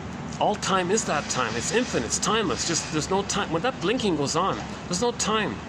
Like it's just all time is that time. But there is time. But the brain part, that brain part that's now like the forceful, like Janov says, yeah, billions of years of evolution time like this. That's pretty strong like that. It's like a survival brain thing. It's no time, so it's just stubborn like that. But there is time. We have a cortex. We recognize there's time. But the lizard mind doesn't understand time. Or salamander mind, or whatever we call it, doesn't understand time. But the imprint is not part of the brain. I'm not sure about these nicknames. I'm still looking for proper nicknames or more user-friendly nicknames for these three brains. Human brain, monkey brain, crocodile brain. I'm not sure if they're the good ones, the right ones.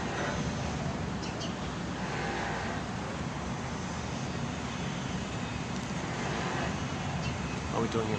Yeah, let me take some sweat. Let me take away some sweat here.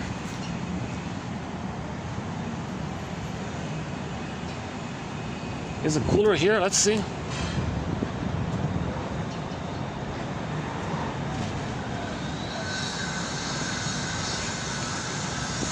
Okay, he finished.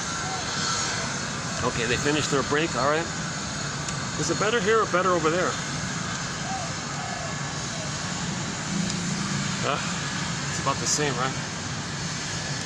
Yeah, sorry about the visual. The optics are not too good here. I guess we'll go back here.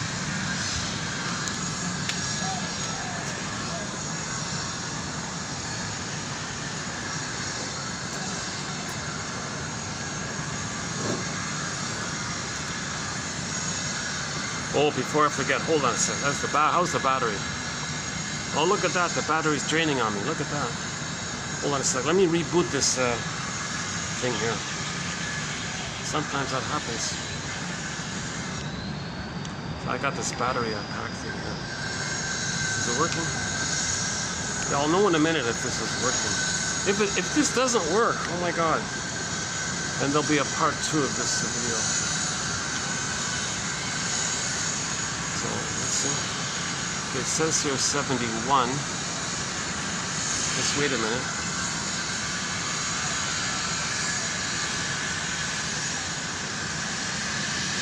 I don't think so. Uh-oh, I got a feeling this is still draining.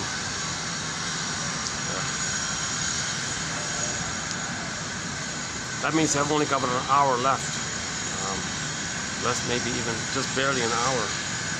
I need more than an hour to run through the quotes. Unless, let's see. Hold on, 71.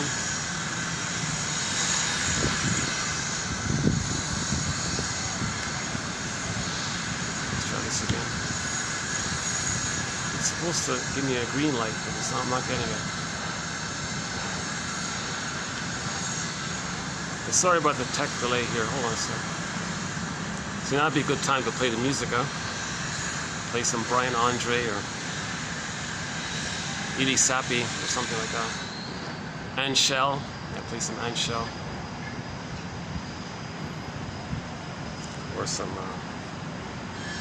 Triumph or something like that. Or classic rock or something. Cheapers. Okay, let's try this. Okay, let's try another one. Let's take this the bottom one out here. Once in a while, if I fiddle around, it works. I get it, but I don't have the rhyme or reason for it. No. Okay. So this is part. So let's call this part 1 of 2 then.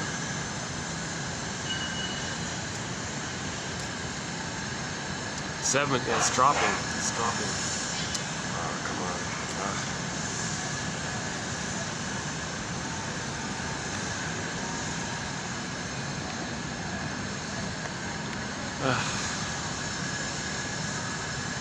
No, it's still dropping. I'm not sure what other options there are unless there's a plug outlet. Hey, is there an plug outlet? Maybe, let's see.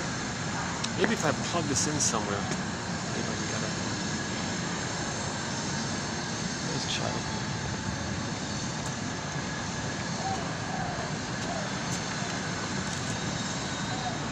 Is there an outlet here somewhere?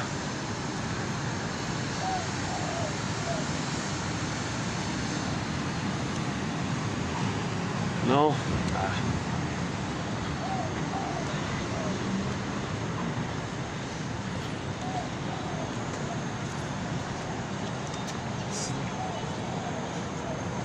$69. Still, it's draining. Yeah, it's not working.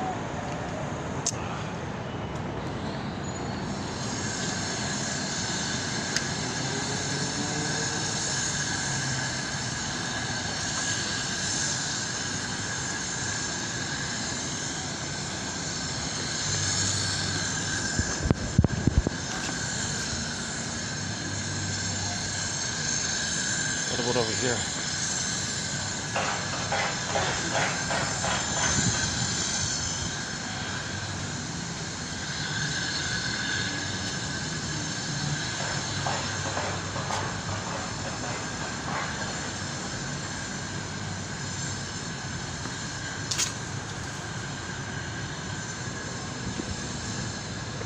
Wow.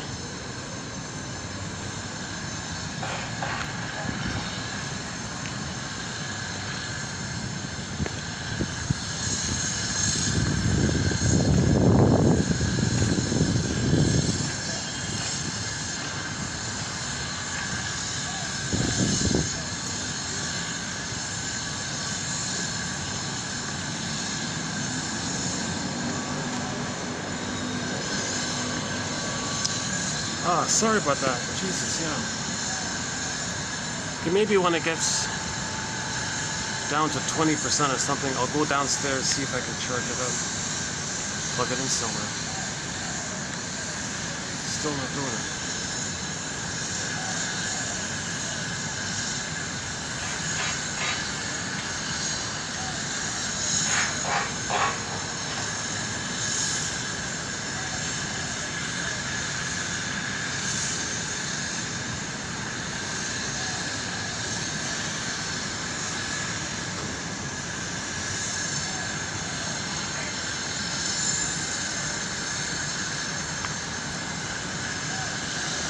Okay, let me wait till this turns off. Let's see if that works. So we were just talking about identification with the aggressor.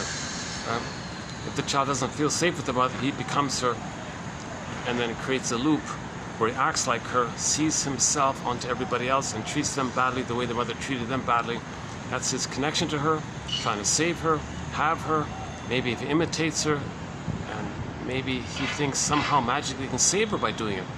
So there's sort of a bizarre positive intention by imitating the mother. He thinks maybe it's providing mother with her missing needs to be seen. See, mother, I'm showing you just like what you're like.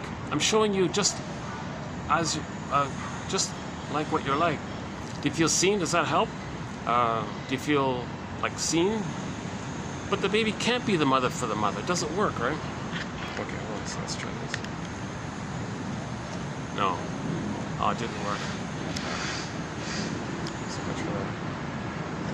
Well, I've tried every sort of possibility. Missing something. 67, draining quickly.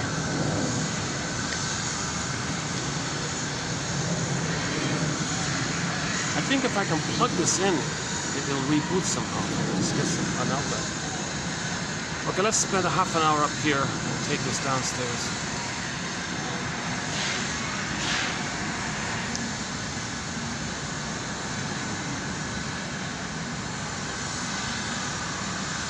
Or maybe I can do a quick run through with the quotes. Let's see how we're doing after that point.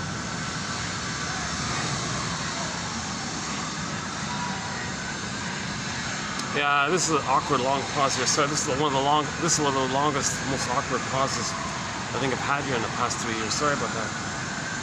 I'm just eager to see if I can get this in one video. It's draining quickly.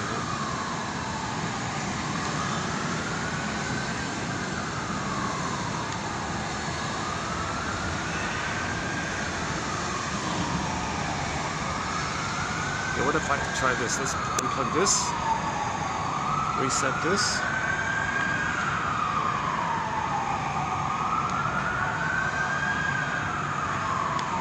Oh, I see. This only clicks in when I plug it in. Okay. Alright, how about that? No, still no. Still draining, eh? Jesus. What a stubborn guy, eh? What a stubborn, clunky thing here. It's been a big help, but sometimes he's stubborn. Stubborn. The imprint is stubborn. The imprint is stubborn. That burned in memory of mother shaming him, it's got stubborn like that. It's in the survival brain. It's in the lizard brain kind of thing. So it's pretty stubborn like that. That's why cognitive therapy is just tricks and things. It doesn't really, or distracts you, or, you know, or gives you false hopes or something, or chasing straw mans or distractions or something. It doesn't really correct the imprint. Jananoff's theory is, you know, see if you can trace back your thoughts to your feelings, and then let your body experience the sensations that you couldn't experience back then. So scream the frozen scream. Maybe you can resume your emotional life and come back. He said he claims that hundreds of people have been able to do this so-called rebirthing thing. Now, he's not talking about the spin-off pseudo versions of his theory called the rebirthing movement or the holotropic breathing thing. Those things are not his. His things, his original is respectful, that you sequentially go from thoughts to feelings, and you can't push it. Those other ones try to bypass it. That's what he claims anyways. Keep hoping for this to come. No, 64. It's draining quickly. All right, enough of this. Okay, let's spend the next half an hour to finish something basic here. Identification with the aggressor. So Berger describes it this way. With trauma, there's going to be like a record, like a 45 record, one tune. Remember one imprint? Imagine that imprint, that neural imprint, put on a vinyl music disc record. And he calls it, let's call it the cry for love. So this song on the 45, remember 45s only have one song, let's say side B is the same song as side A, or on side B there are no grooves on the back side, just one song, Cry for Love. It's the relational imprint, okay, where the baby had a need, mother didn't get it, gaslit the baby, what do you want, baby? I don't know what you want. Okay, he was shamed.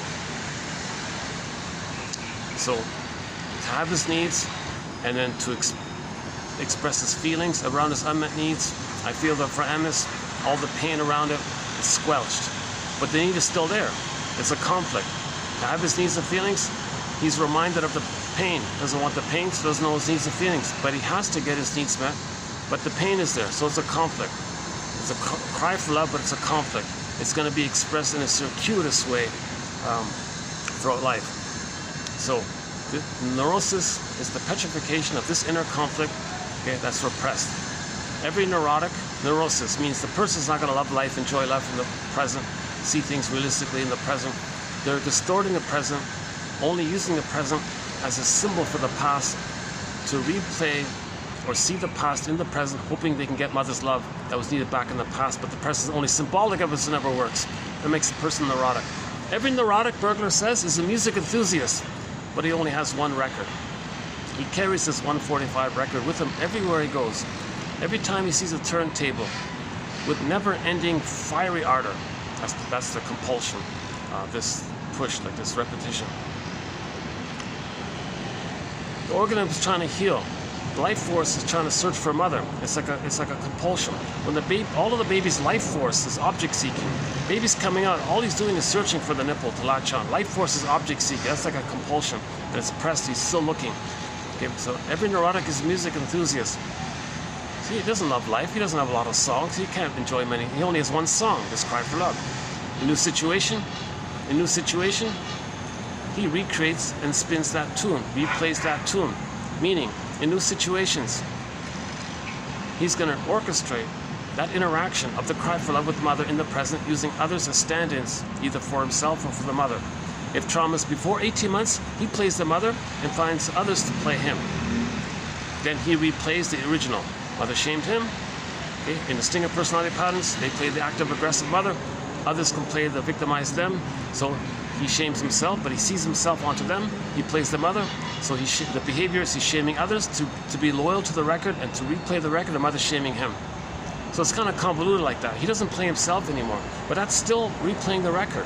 It's just he can't do it directly. Now, if trauma's post 18 months, he does it directly. He'll play himself and just coax others to reject him.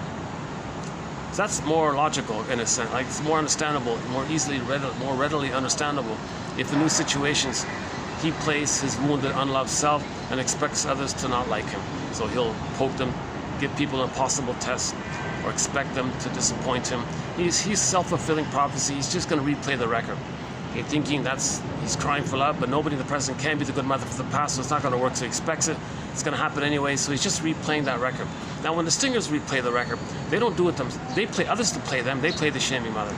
So that's one way of describing this. The stingers have a, shall I compare thee to an onion? When they imitate the mother and hurting others, okay, and others can play their emotional masochism. That's defense to not feel the emotional masochism, meaning the traumatic bond with the mother, pleasure with the mother, but the pain with her, being victimized to her, being shamed by her, but you're bonded to her. That's emotional masochism. You don't want to feel that thing, inferiority complex, so you identify with the aggressor as like a layered over thing, as a trick to not feel what's within. So you see what's within onto others, but it's still within. It just tricks you to not feel that it's within.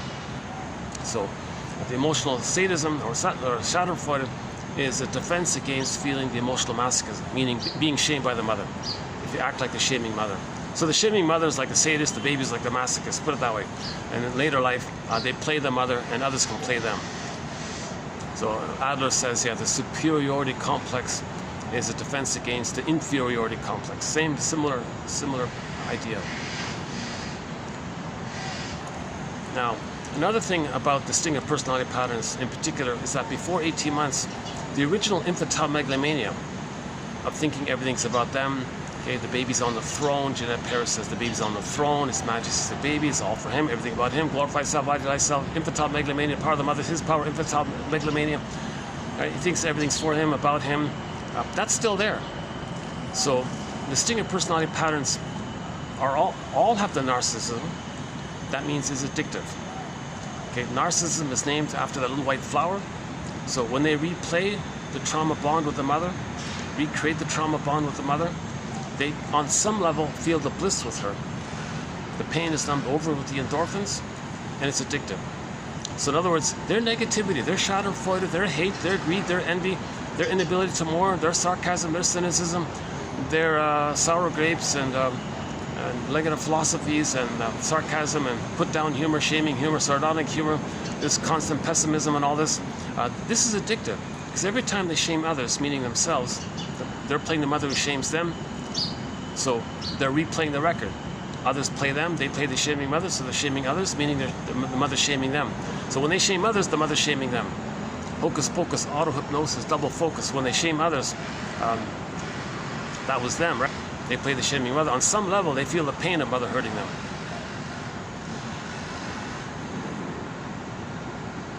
That was a mistake. I should have gone out there. Now they're all curious. Who's back there? Just trying to find an outlet. Well, speaking of which, hold on a second. Any last ditch chance to save it? Look at that. Down to 60. See, it's not. Yes, it's not working. It's still at 97. It's been stuck at 97 the whole time.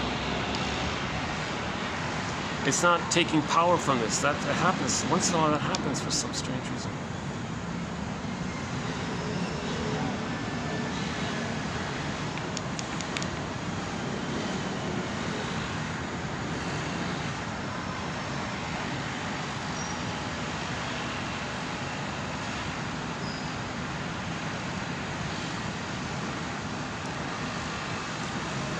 Okay, so the self and the other are blurred or fused, so double think.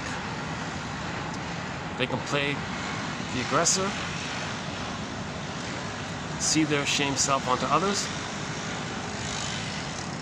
then they hurt themselves, but they see themselves onto others.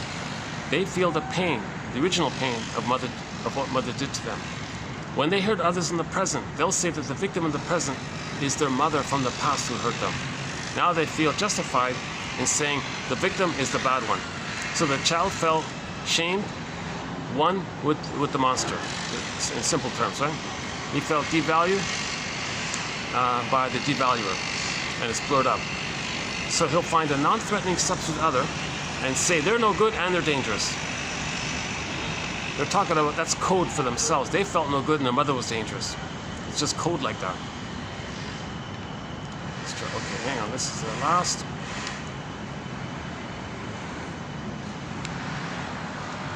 So why am I so stubborn? Why am I trying to save this? What am I doing? No, still.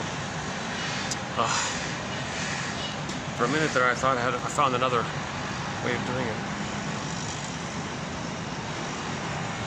Let's try that again. Hold on a sec.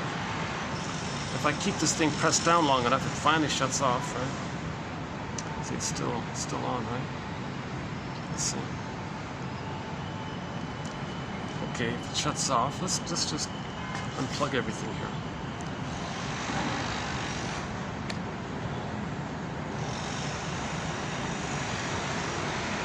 Let's just wait a minute this way. We'll charge it back in later. So, auto-hypnosis. Hocus pocus, double focus, auto-hypnosis. So let's say somebody has a stinger personality pattern. They shame others to replay how their mother shamed them. They get the blissful, gleeful excitement of the oceanic oneness with the mother. But it was painful with the mother. Others can play their pain self. They play the aggressor. When they replay the aggressor, they re-feel the bliss with the mother, but they don't want to feel the pain with the mother, so they play the shaming mothers. Others can play them. So that's why they're heavily invested in memorizing a dictionary of put-down terms, shaming terms, you're this, you're no good, that. So all of their humor is dark humor, sardonic humor, put-down humor, shaming humor, pessimistic humor. All of this kind of wit, negative wit, that's the intellectual dark humor, a wit they call it. Most of the wit is kind of not the same, bitter banting humor. All of this, it's addictive. So the pain, imagine the pain machine crunching it out. So the pain is crunching out all these barbs, these negative comments about others. The pain is in it's creating it. So don't think, so yesterday's quote about pessimism, don't think it's just some intellectual thing. Behind the intellectual thing is a little pain machine crunching out these barbs. Oh, you're no good, this, you're that, you're a fool, you're this, you're that. And he's got like 1,000, 10,000 terms for it. It's amazing, right? Homotromicus. That keeps the person one with the mother, the blissful oneness with the mother. So they got the excitement with that, so it's addictive. Now the baby originally wasn't addicted to the mother. That's nonsense. It's just a natural developing kind of phenomena. But he had a kind of a blissful oneness with the mother. But later on, okay, post that time, when you're like dipping back into it and clicking up to feel that in the present of what was felt in the past. I don't know what the baby's version of that is. The approximate form, the approximate term is oceanic feeling, oceanic bliss. Now I don't know what they call it in the present when you try to evoke that and feel it in the present like that. People call it addictive, right?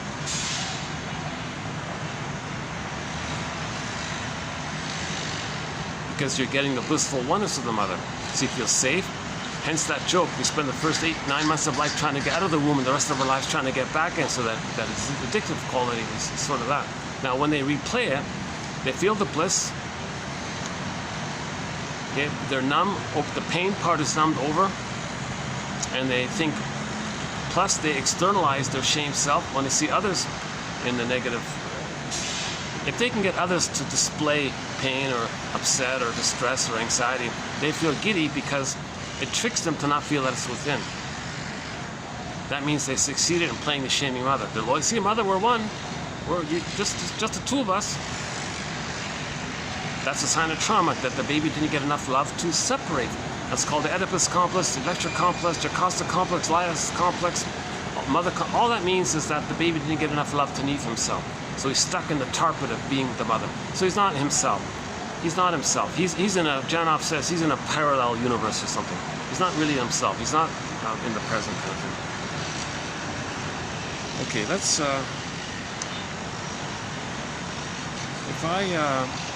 I'm still trying to save this battery thing here. Let's try this one more time.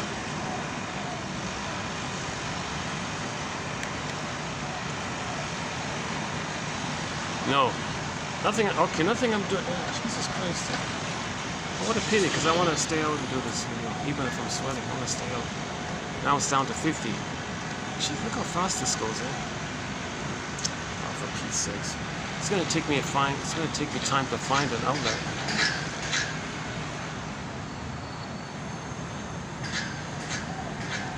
Plus, I got to plug this in while still being able, while still being able to film. That's going to be a... Maybe I should get a move on now then. It's going to take a time to find it. Or just do a part 2. Okay, I guess realistically I should just do a part 2 then. Okay, let's use the last 20 minutes here and zip through the quotes. And in part 2, I'll spend more time fleshing out the quotes. So this will be just sort of like a, let's just consider this like a preview. So let's just do a preview then.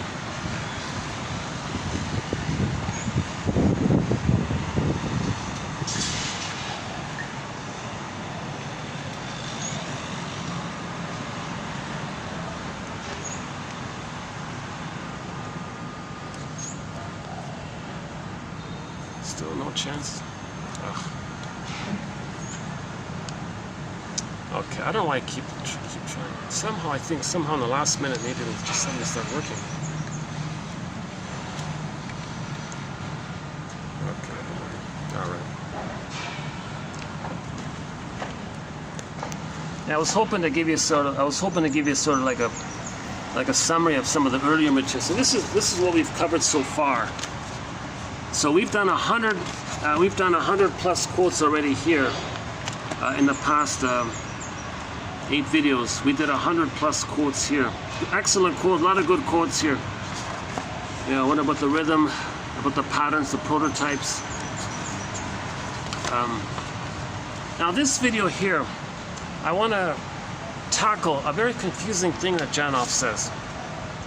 I don't fully get this idea personally of how a belief can trigger the endorphins in the same way a person took a cookie. Like I get that if a person takes a cookie, the sugar, salt, and fat, the brain might release, the brain might perceive the person as being safe by the concentrated food. So when it's safe, you get serotonin, so you get some kind of safety that way. I can get how the cookie can release inwardly. How does a belief do that? Like how does a belief do that? So I want to just see if I can tap into this a little bit further. So the idea, okay, so the first one's about the placebo, the dentist and the placebo. The idea or belief of the pill's power had provoked the secretion of internal painkillers, exactly as though they were injected.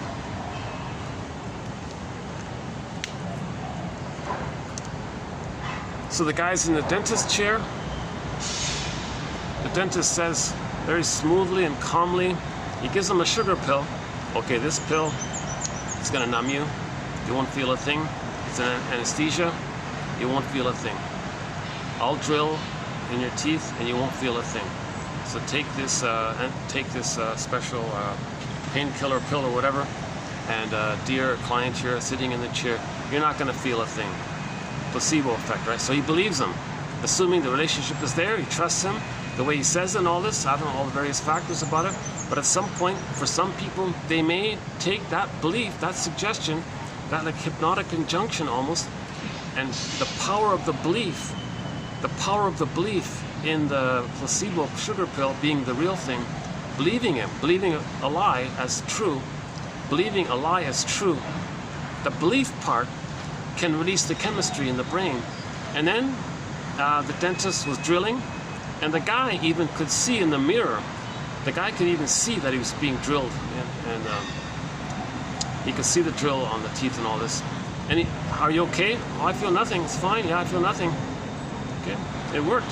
So the belief triggered the endorphins in the brain by the belief. There was no actual pill or anything like that. It was just sometimes this is hypnosis. Oh yeah, so the dentist was doing a kind of suggestion or hypnosis. In hypnosis or suggestion, it is possible to lull. Yeah, second one here.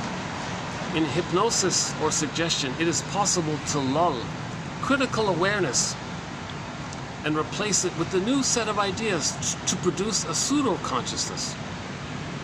For example, the person can be a queen in a past life, or more importantly, she feels that life is wonderful. All pain has been removed. That is the paradigm for neurosis. A hypnosis writ large. See, neurosis, you're kind of in a trance, right? Being neurotic means you're sleepwalking through life. That's a kind of hypnosis. So neurosis and hypnosis are a little similar. Hypnosis, therefore, can be a mini neurosis. We can't get well with hypnosis because wellness means consciousness. Hypnosis doesn't give you consciousness, obviously. Hypnosis blocks integration of feeling, helps suppress the feelings in the amygdala. You're pressing down the feelings in the right brain, forcing the left frontal area to develop new ideas not in accord with what is engraved below. Okay, next part B later on. Okay, Next one here. Compulsive, importuning need drives compulsive behavior.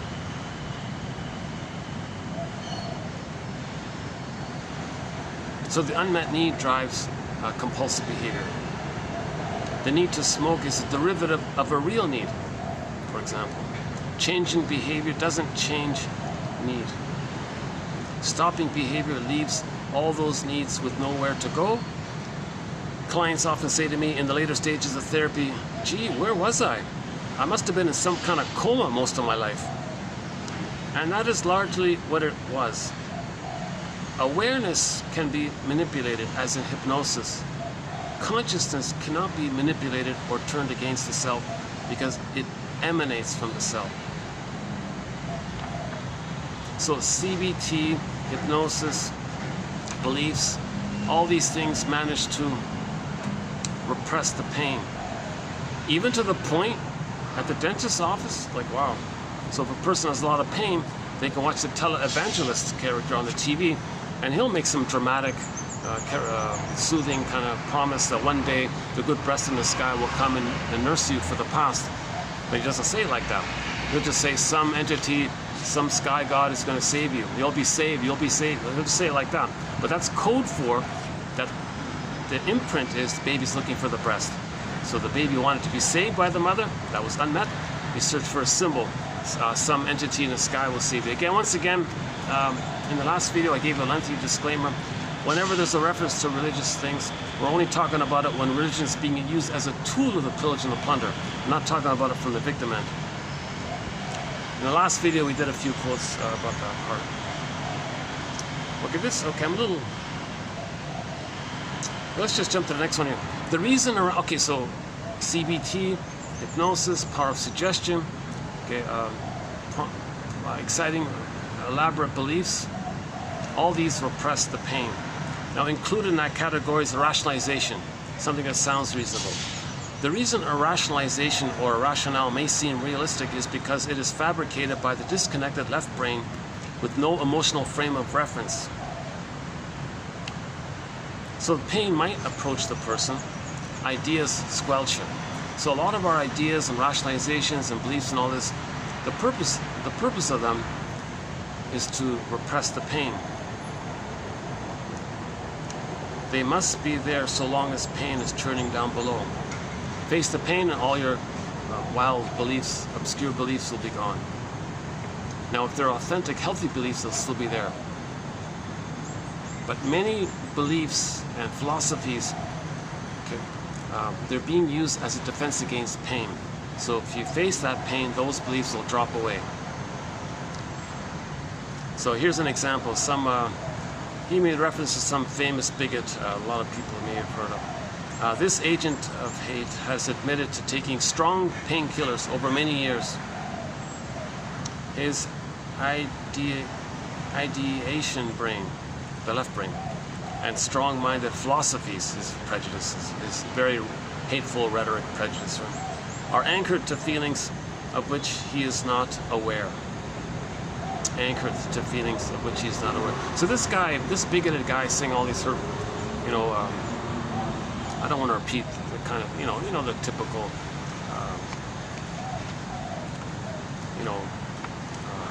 Jesus Christ. He's one with the mother, the breast mother, and the color of milk. You get it too, right?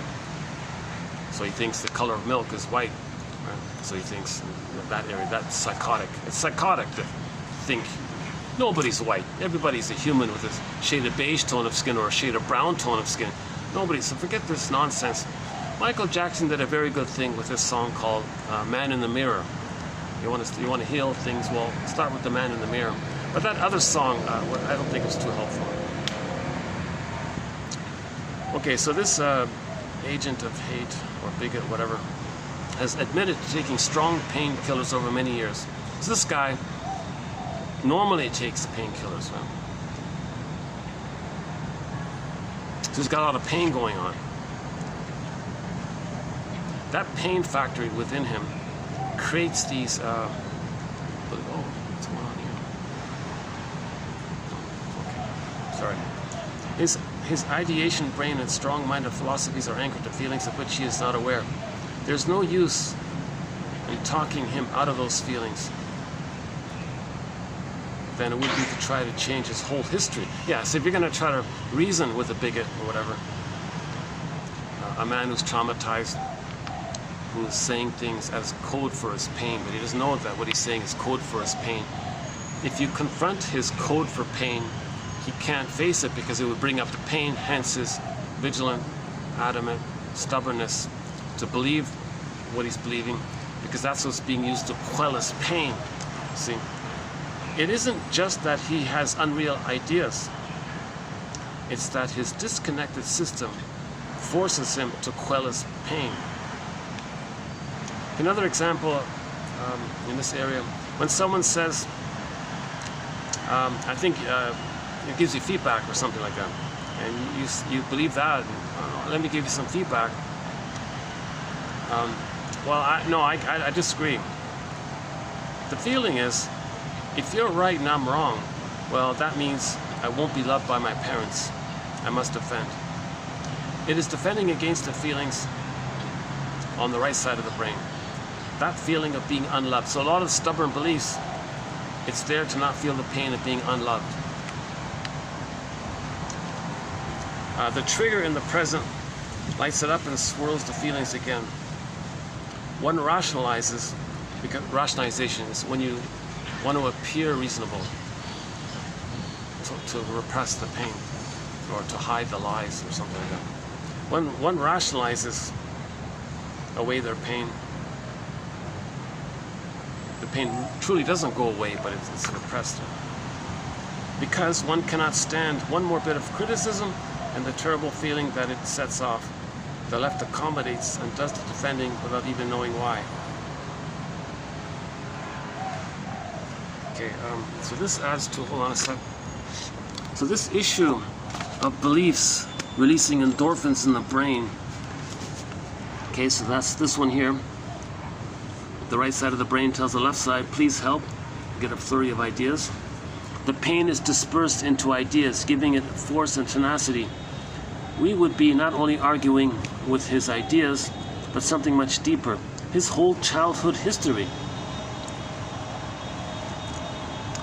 Here's the placebo one. The brain didn't distinguish between the real medicine and the placebo, or the ideas, or the hypnosis. It could not distinguish between an idea about medicine and the real chemical thing. That means that ideas can be opiates.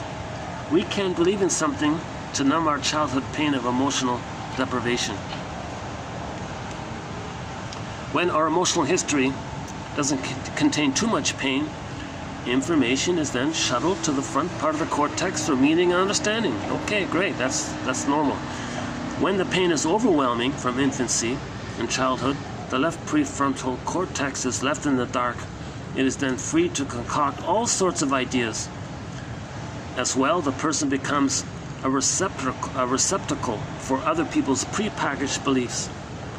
So people in a lot of pain, they turn on the TV, see the televangelist, they're going to gobble it up.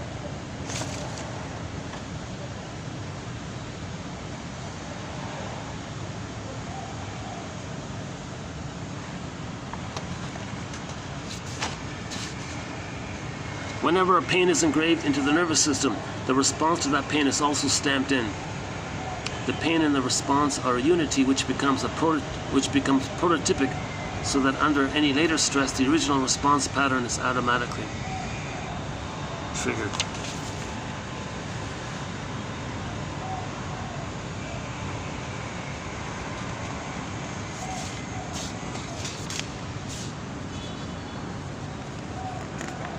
Okay.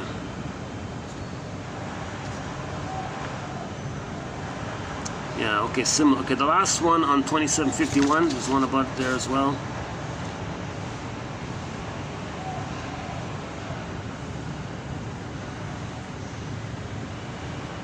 Pressure from feelings. The left brain then concocts ideas about those needs and pains. Quote, God will watch over me and protect me, unquote.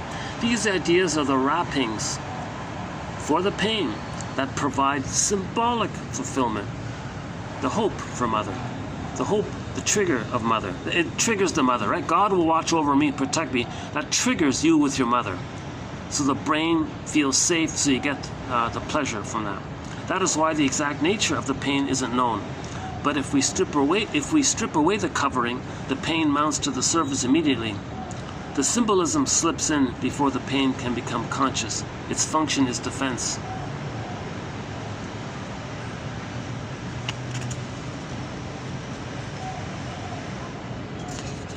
So your strong beliefs in symbolic mother can release the chemistry of once upon a time being one with the mother. Put it that way. And yeah, the wider the gap between deep feeling and awareness, the greater the unreality of the belief system. Yeah, so the more the gap, the crazier the ideas, right? The more remote the feeling, the more far out the belief system, and the more tenacious its hold on us. For example, one woman was obsessed with aliens. Well, that was code for her alienated feelings.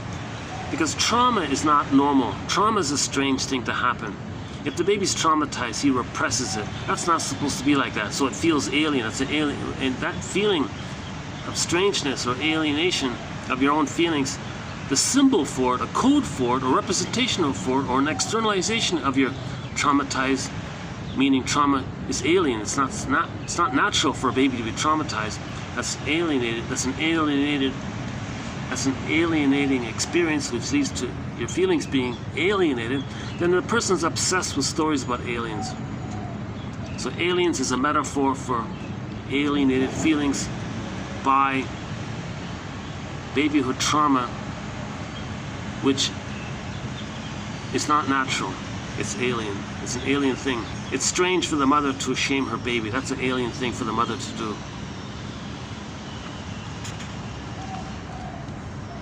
Yeah, pessimism is not just an attitude, it's a physiological state that churns out attitudes.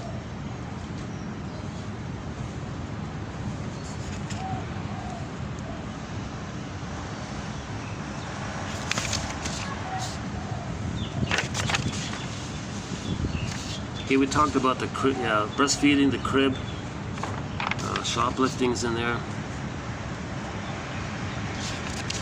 The unconscious hope of fulfillment of old unfulfilled needs.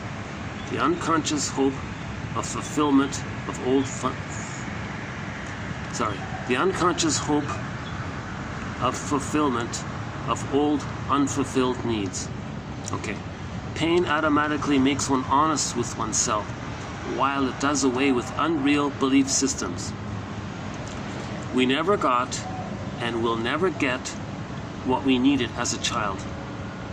The death of unreal hope is the birth of life.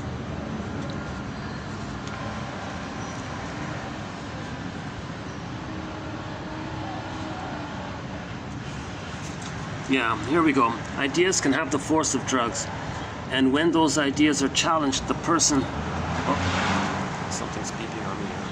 What do we got here? 39%. Ideas can have the force of drugs, and when those ideas are challenged, the person is in danger of a withdrawal symptom. Ideas are, in fact, chemical painkillers in the brain. See, that's what I'm struggling with. Ideas are chemical painkillers in the brain.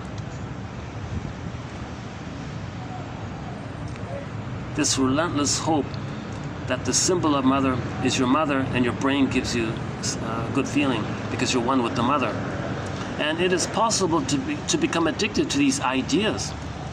No one is going to let you take their drugs, their fix away voluntarily. That is why it is urgent that they join with other like-minded souls. Now we understand why someone can give up alcohol and find quote-unquote God. Both have the same effect on the brain. Look at that, eh? So booze, alcohol, and the idea of God have the same effect on the brain. Once the idea encompasses the fact that we are saved,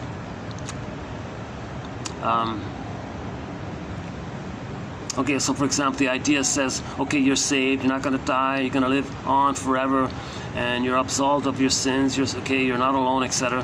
This idea will cause the secretion of pain-killing medicines in the brain.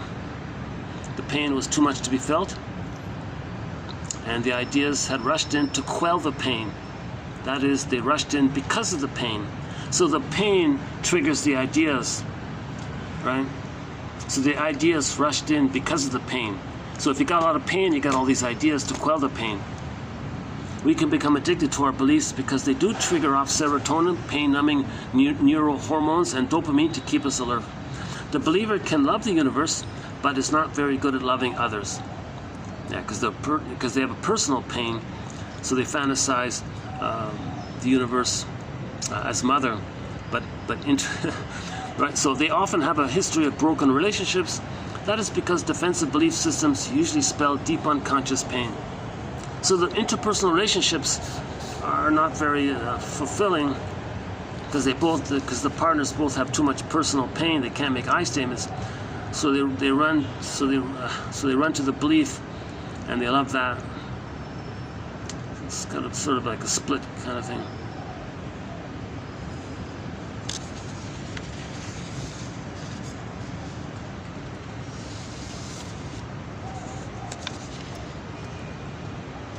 Yeah, ideas follow feelings, not vice versa. The feeling or the sensation, so the feelings from the puppy brain, the sensations from the crocodile brain. Okay, the feeling sensation areas of the brain are in force long before ideas. Moreover, the feelings militate upward and forward to create resonating ideas. Thoughts that rationalize, explain away the feelings, squelch the feelings. That's called rationalization. You want to repress the feelings. So rationalization means you want to repress the truth, hide the truth. It's too painful. The truth is too embarrassing or painful. That is why we can take an idea and help the client follow it down to its early feelings. So for example, the person starts off with the idea, oh yeah, they don't like me. Okay, well that can go back to the puppy brain. Oh, mother, mother hated me. Mother, don't hate me, mother. Mother, please accept me. Please want me, mother. Cognitive therapy deals mainly, oh yeah, then the next step would be the sounds of the sensations, where you're not saying anything. See, in the beginning you might speak, but in the pre-verbal area you'll be making sounds of, screaming sounds or whatever, or body posture issues. Or okay, cognitive therapy deals mainly with the results of feelings on the left brain, when feelings on the right brain are importuning at all times. Oh yeah, here's the chemical that seals in the imprint. James McGaugh points out how heavy emotion catecholamines, i.e. alerting chemicals, the neurojuices of vigilance, are secreted, which tend to seal in the memory, in effect inscribe it in the brain. This is what I call the imprint.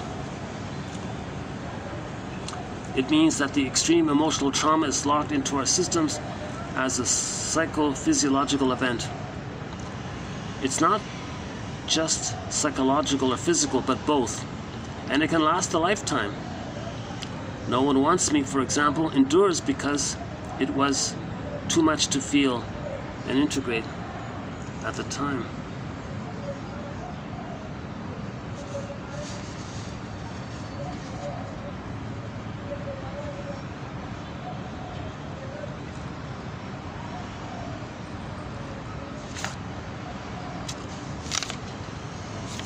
Yeah, okay, there's the lengthy one about the alien, another one about the alien, okay.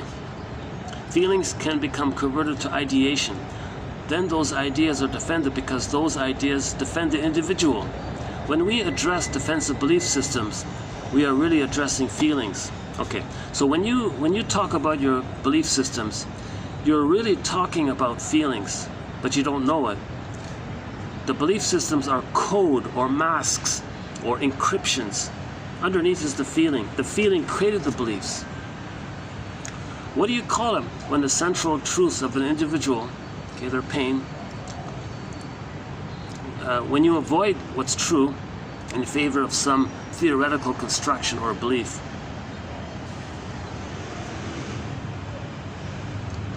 The strength of our beliefs helps us to avoid seeing the strength of hidden childhood pain. Yet paradoxically, the feelings lie in those beliefs. Nothing is more readily and abundantly available than belief systems, because nothing is as limitless as self-deception. Man becomes entangled in a mesh of thoughts that bind him, etc. The pain goes from the primitive processing mechanisms to cortical processes, forcing the person to seek symbolic fulfillment. Yeah, here's a key one here. The pain goes from primitive processing mechanisms, that's the imprint in the limbic system, forcing the person to seek symbolic fulfillment. So originally it's baby's looking for the breast, baby's looking for the mother, baby's looking for the mother. It's imprinted, it's timeless. Now the feeling brain is damaged, then it goes to the cortex. Hey cortex, I'm looking for something. I don't know what you're looking for. Well, I'm in pain, I'm looking for something. Well, I'll just search for ideas and beliefs, and I'll say these things which will be symbolic of the breast, but I myself won't know that it's symbolic of the breast. Okay, fine. That's the hope. That hope releases the endorphins that originally I received. Some endorphins when I was one with the mother. So if you have some symbols of mother, you'll get some endorphins. Right? And people are stubborn for those beliefs to get those endorphins. Now they don't know that those beliefs are symbolic of mother.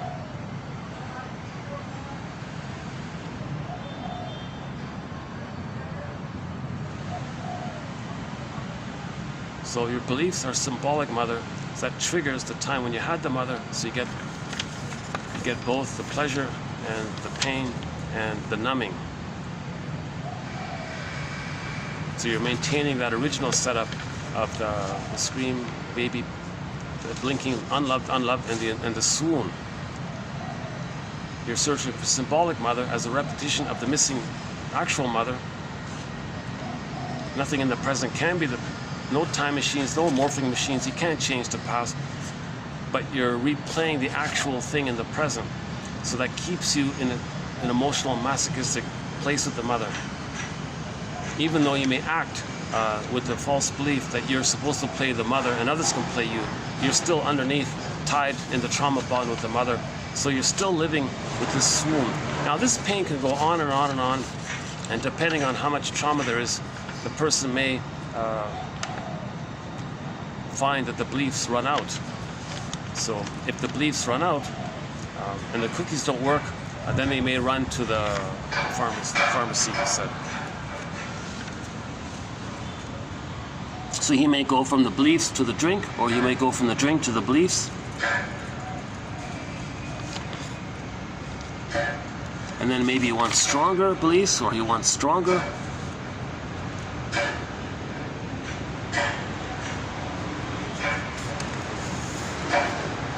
To paraphrase a famous saying, he who has not felt his history is doomed to relive it.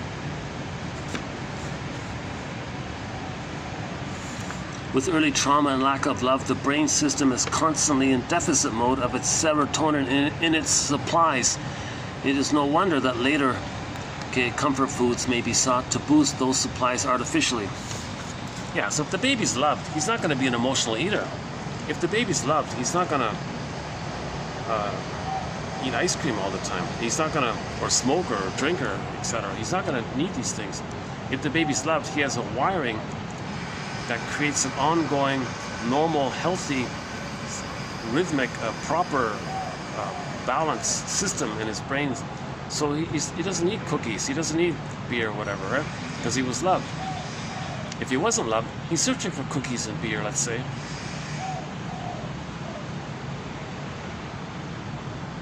First, the cookies and the beer are symbolic mother. It doesn't work. Right? But you're in the attempt to find mother, and that's repetition compulsion. So we're in this timeless loop. So you spend your whole life addicted to the cookies and the beer. Now the cookies and the beer can take different forms. They can turn into beliefs, or it can turn into other things.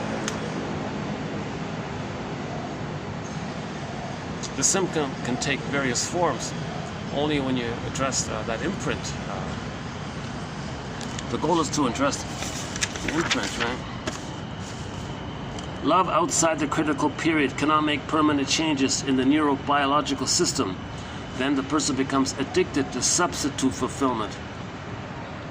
The client must eventually feel the lack of love she underwent in childhood. It is the pain of feeling no love that lifts the repression. Love now paradoxically reinforces the gates and keeps unloved from being felt. Yeah, what he means now, sometimes if people are just giving you there now, everything will be okay now, just like little self-help cliche kind of things, just people being nice to you, you might become addicted. Plus, it keeps you away from the real work of needing to feel how you're unloved. So ironically, the supportive counseling stuff, you're not doing the other thing where you should feel where you're unloved. So if your friend says, no, you're valuable, you're worthwhile, you're wonderful, you're amazing, you're awesome, you're the best, you know, all these things, it's kind of the opposite, but he feels the opposite. You're taking him away from, you're trying to repress how he really feels. he really feels the opposite of those things you're saying. Janov says, do you really think saying these cute things is going to change this imprint that's sealed in by these chemicals in this billion-year-old brain or something like that, part of the brain, and your little thoughts are going to change some neural pathways that were laid in so deeply in that part of your brainstem?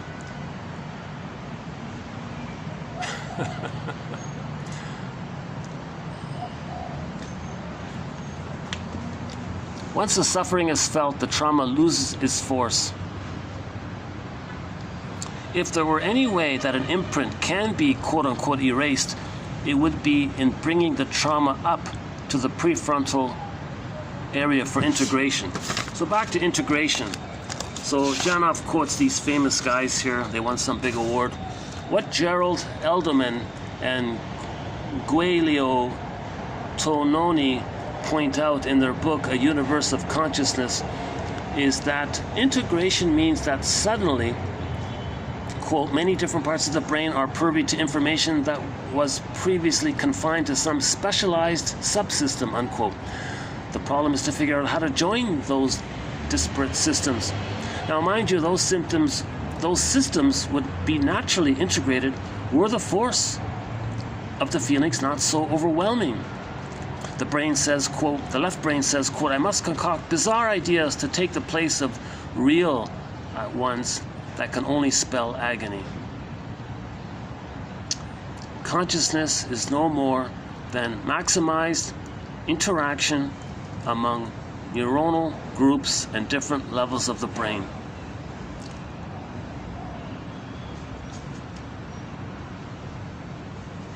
We need both the feeling aspect of an experience and also its understanding. That's the mark of an integrated feeling.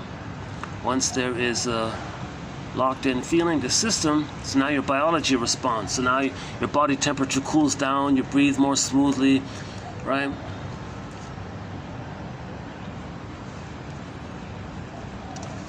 What if we have pain that no one is aware of, not even ourselves? A pain that occurred before we had verbal memory, a pain laid down solely in terms of neurochemistry, without words.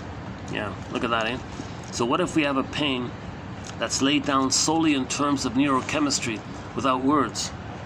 A pain that came from being abandoned just after birth due to the illness of the mother. And that seems to be a common one. The mother's ill at birth, the baby's removed, put somewhere else. Ingrained here is a massive aloneness and terror, a helpless, hopeless feeling that cannot be articulated. If we now take painkillers, we may be known as an addict because we are trying to kill a pain that no one can recognize. And paradoxically, it is those pains, those pre-verbal pains, that are the most severe and the most likely to cause addiction. Those with birth trauma are experiencing PTSD.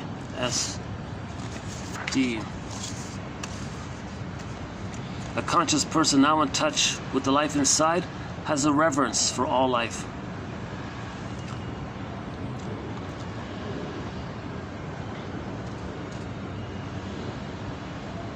Okay, last one here. One client realized that she had her child so she would never feel alone. She became far more dependent on her child than the child did on her. So she had an overload of suffering and pain that was in the unconscious. So the mother's pain, okay, maybe 15%. Okay, let's, okay, I give up. This is not working. Yeah, what's going on with this battery thing today? What happened today with the battery? Why is it not working? I keep hoping it'll somehow correct itself. Still, eh? Look, I did a really kind of a frazzled, choppy job here today. So this we'll all redo this in part 2. Hopefully part 2 will do it more nicely. Yeah, I'm having an off day today.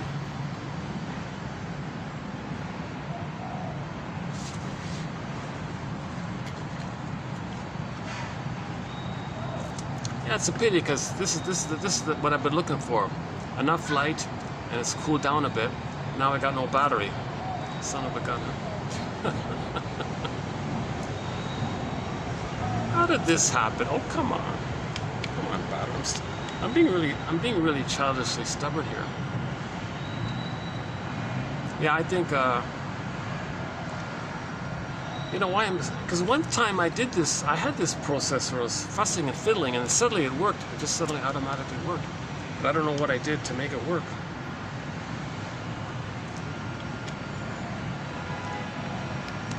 Okay, okay, this is going to be a part 2 here. I can't think of any outlets that I can find. What the hell? Let's look for an outlet. Let's see if we get lucky. Okay, hold on a second.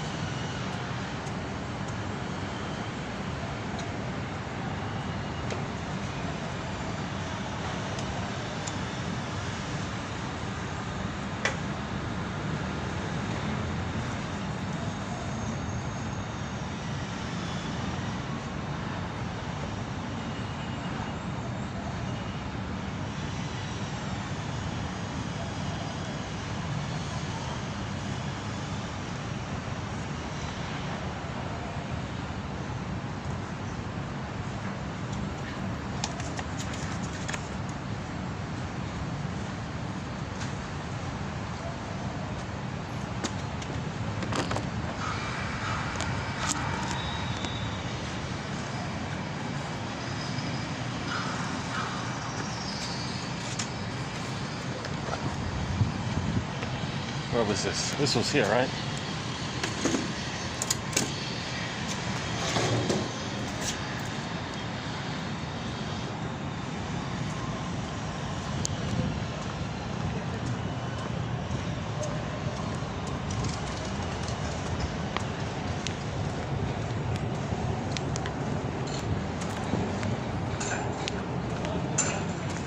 It goes through here now.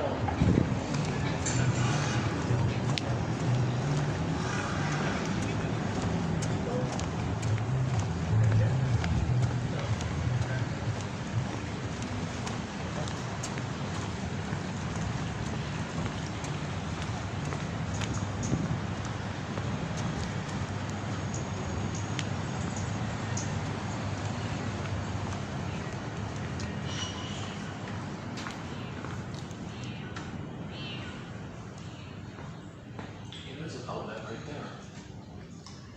Hey, there's a socket here. This is right by the. I can't do this here.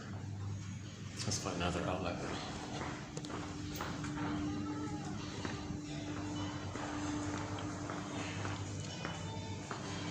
What right here?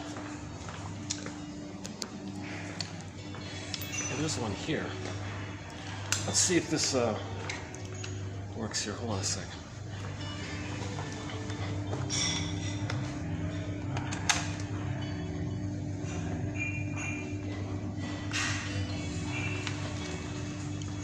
Does that work? Let's see. What is it? Okay, it says 26 here.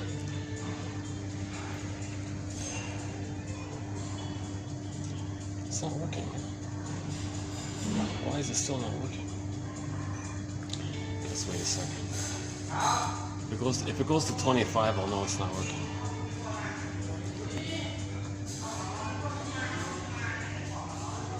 Let's see if I can get a chair here. If it is working, maybe I can bring a chair. Let's just wait for a second. 26.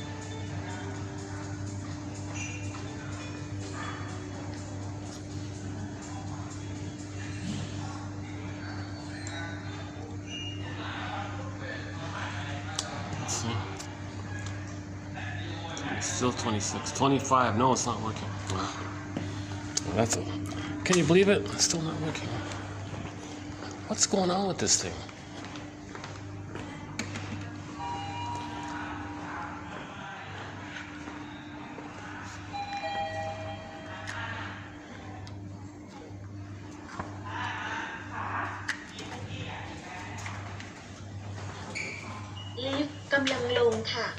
Going down. Okay, let's see if we got lucky here. Let's see. Hold on a sec. Once in a while I have one of these kind of videos. I'm really not in the best of moods, a little choppy like this. I'm not speaking clearly. Luckily the quotes are posted below. Just click the more link to get the quotes posted below. That's really what I'm kind of after, getting these quotes out. Some of these quotes are hard to find.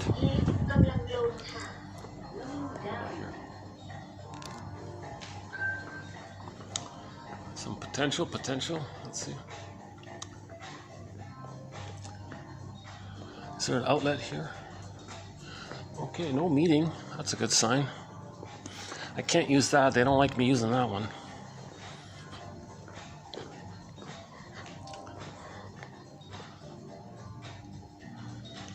Okay, here's some outlets here.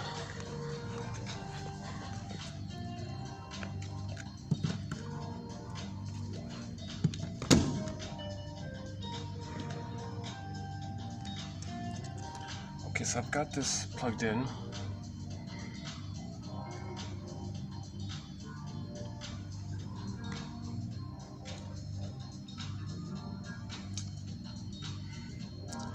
Maybe it's an issue of my needing to reset the phone to make this work. That might be what it is. Yeah, I think that's what it is. I have to reset the phone, but that turns off the thing. So we've only got about barely 10 minutes here.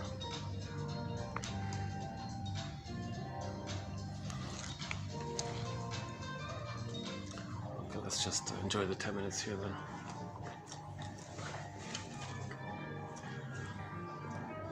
So, a couple examples of the template that Janov is talking about is, it's a challenging theory. I'm still kind of question mark myself. He says, given the choice between paradise in the uterus, but then you gotta have a hard time for the first 9 months afterwards, or hell in the uterus and a good time 9 months afterwards, he'd prefer the first one, because the 9 months afterwards might not be able to heal the trauma in the uterus. So he sometimes talks about Marilyn Monroe. Past that critical period, nothing you get can satisfy that imprint. That imprint is like a deep groove that's going around like this, pain, pain, pain, and all the pleasure, all the money, all the good stuff you get later on, it's not going to correct that imprint. It's still going on. Only when you can somehow link yourself to that imprint and kind of feel some of that and loosen things up and get aligned to your consciousness or something. That's it. So once again, I'm not interested. I don't know his technique of how he relives birth trauma. I haven't covered any quotes really in that area, so I'm not really discussing that part of his theory. I'm mainly plucking out his knowledge about the brain's response to trauma, and that's a whole new area for me. That's why these past 9 videos have been a little erratic for me. Although the last couple of videos weren't too bad. 7 was good. 27, 37 I thought was okay. And then the last 2 I thought were okay.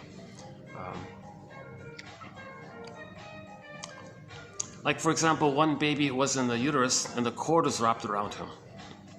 He was kicking and all this. Mother went to a heavy metal concert. Baby was kicking, loud noises. He was scared. He was kicking. Mother said, "Hey, look, Junior's going to be a soccer star."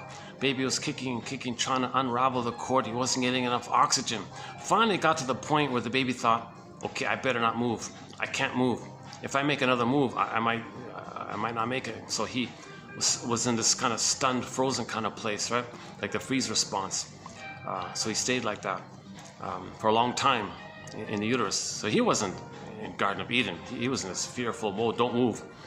And later on, the client reported that he has that tendency in life to always feel that he can never make a move. And that's neurosis, because in the present, you don't like your job, maybe you can move or something. He thought, no, I can't move, I can't move. Any situation that was a little stressful, he thought, don't move, don't move. He applied the past to the present. The present reverts to the past prototype. The past prototype was, okay, pain, don't move. In the present, little stress triggers that old pain. In the past, said don't move. So present, in the job situation, don't move. Neurotic, because he's not in the uterus. He's not in the uterus, but he's thinking and responding in the present as if he were in the uterus, applying that old outdated mechanism, which helped him, yes, but in the present doesn't apply. That's the definition of neurosis, says John off here. Another one, so he had this tendency of saying, I can't make a move. Another one, a woman said she felt she couldn't do anything about anything. She had prenatal distress syndrome, all the stress going on. Her childhood was chaotic and always had this accumulated, built up feelings that nothing she can do, nothing I can do. In the court, in the uterus, nothing she can do. Just parents arguing, nothing she can do. Later on, any stress in her life, nothing I can do.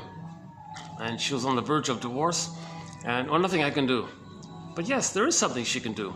She can talk about it, just make an I statement, clarify, discuss. She could save the marriage. But there was a little stress in the marriage, nothing I can do. She applied that past prototype throughout her life. That's what Janoff means. You create this imprint. That's who you are and how you think and live in life. Right? The other one was the one who gives up all the time. So the child's coming out of the canal, whoosh, mother takes all this painkillers. In later life, child takes some initiative. Oh, I give up, I can't do it. Right? So trying something triggers the whoosh in the past. So baby's trying to come out of the canal, do his thing. Okay, mother took massive amounts of anesthesia, epidural, painkillers and all. It went to the baby's brain. So the baby was like flooded in this whoosh of where am I or something. Never. So he doesn't know where he is or what he feels. He's just overwhelmed with the painkiller thing. So that was set in. That was a primary neural circuit. And then, okay, so in that which can get triggered in the present. And now in the present, right, he tried to bake bread or something. He tried to learn some new hobbies, this stained glass thing or something. Try to learn a language. And every time he tries something, oh, I give up. Too much. I'm overwhelmed. Because it triggered that past whoosh. So he tries something, whoosh, he gives up. He doesn't know why.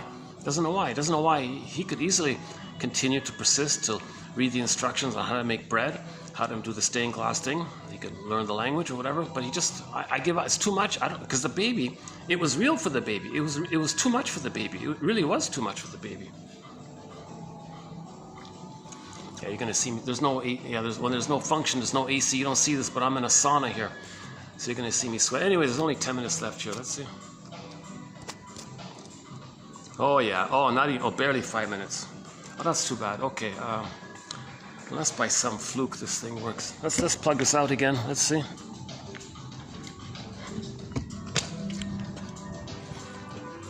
I don't think so, but I think I gotta reset the phone. Oh, what a pity, because I'd like to keep going, yeah. No, still the same thing. Son of a gun.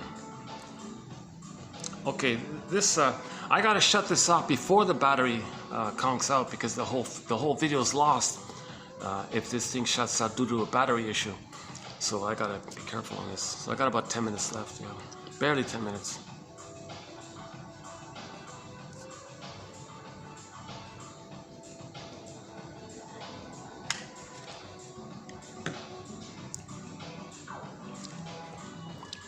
Some general ones was the woman said she always feels easily overwhelmed. So she was born with PTSD because the mother took too much alcohol and all this. She was stressed out in the uterus. Mother was stressed out. He was stressed out. So later in life, the husband said to her, "Oh, the bus is leaving in 10 minutes. Let's pick it up. Let's go." "Oh, I'm overwhelmed. You go. I can't deal with this." So little things would trigger the old feeling of being overwhelmed. So there was something in her flashing, overwhelmed. She always had a tendency to, every little thing made her feel overwhelmed.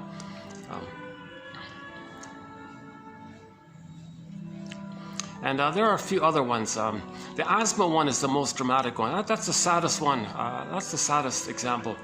The child had to constrict his bronchioles due to the immense stress the baby was experiencing in the uterus. He had to deeply constrict his bronchi, like hold it, like, I don't know how that works exactly, but he was holding his breath or something while in the amniotic sac.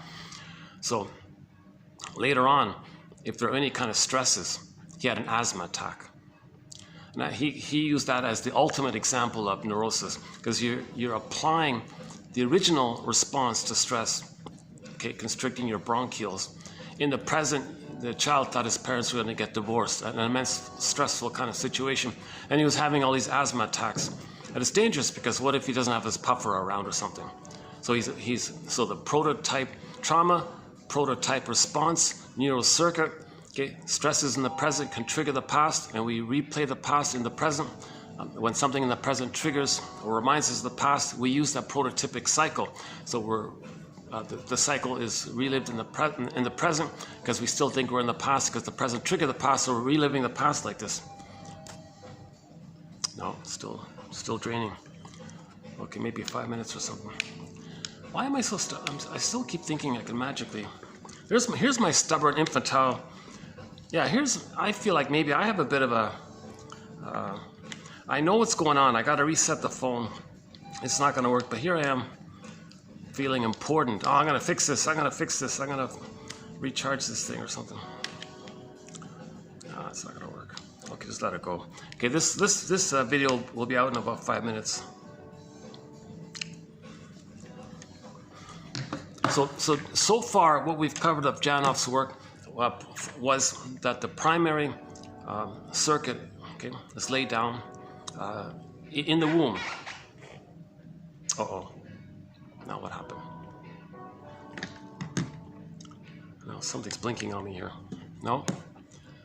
For a minute there I thought I fixed it. No, I was draining. Oh, maybe less than 5 minutes, yeah. So we gave a couple examples just now. The other point was you're searching for the symbolic mother because the repetition compulsion, searching for mother, failed, searching for mother, failed. Okay, in the present, searching for symbolic mother, failed. No symbol can be the past mother, it fails. So you're in this constant loop.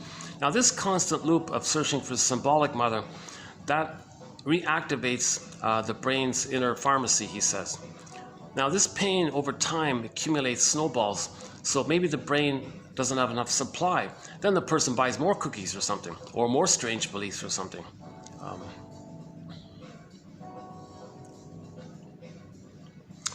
Fourth point was a lot of this CBT and beliefs, really what's going on is they're created by the pain. So a lot of your beliefs, philosophies, whatever, or think, I believe that, the televangelist said this, oh, I believe it, I believe that prepackaged thing, I believe it, and you're stubborn, you're very demanding to believe it. Why? Because your pain created the belief. The belief fits the response to pain. It's in response to pain, so the belief keeps you away from the pain. The pain created that belief, but you don't know it, so you're stubborn on the belief to not feel the pain. If you were to question the belief, it's going to bring up some of that pain of being unloved, the pain, huh? So that's why the person's stubborn on their beliefs. And today we had the quote about the bigoted guy who said, oh yeah, oh, Jesus Christ, unbelievable. And I think it's good that Jana pointed that out, that he was on pills all the time. So he's already dealing with pain his whole life kind of thing. And then, but the pills weren't enough. So we had to bombastically shout all these aggressive beliefs.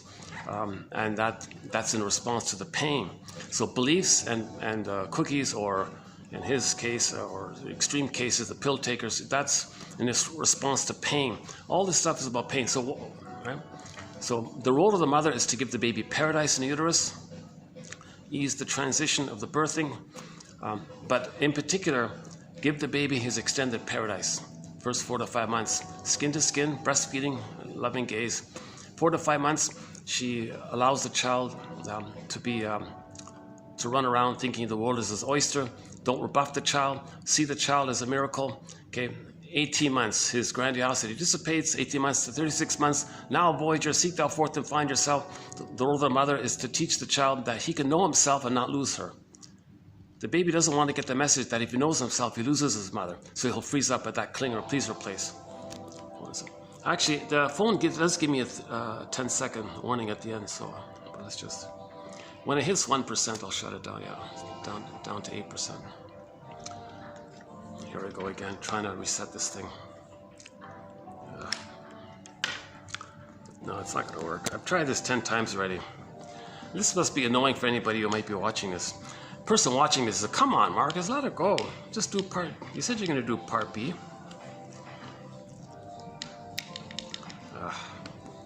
It's just that it takes me, a while to get here and all this, and set up and find a place.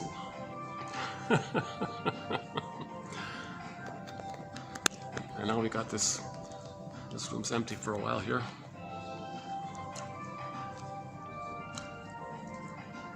Oh, okay. Down to 7. Any last minute quotes you can? Why don't we just quickly see if we can dig up a couple of good quotes here. Yeah, so there's the placebo. So this is interesting one about the placebo, right? The dentist says the pill is a painkiller. He believes it, and the brain sends him due to the belief, right?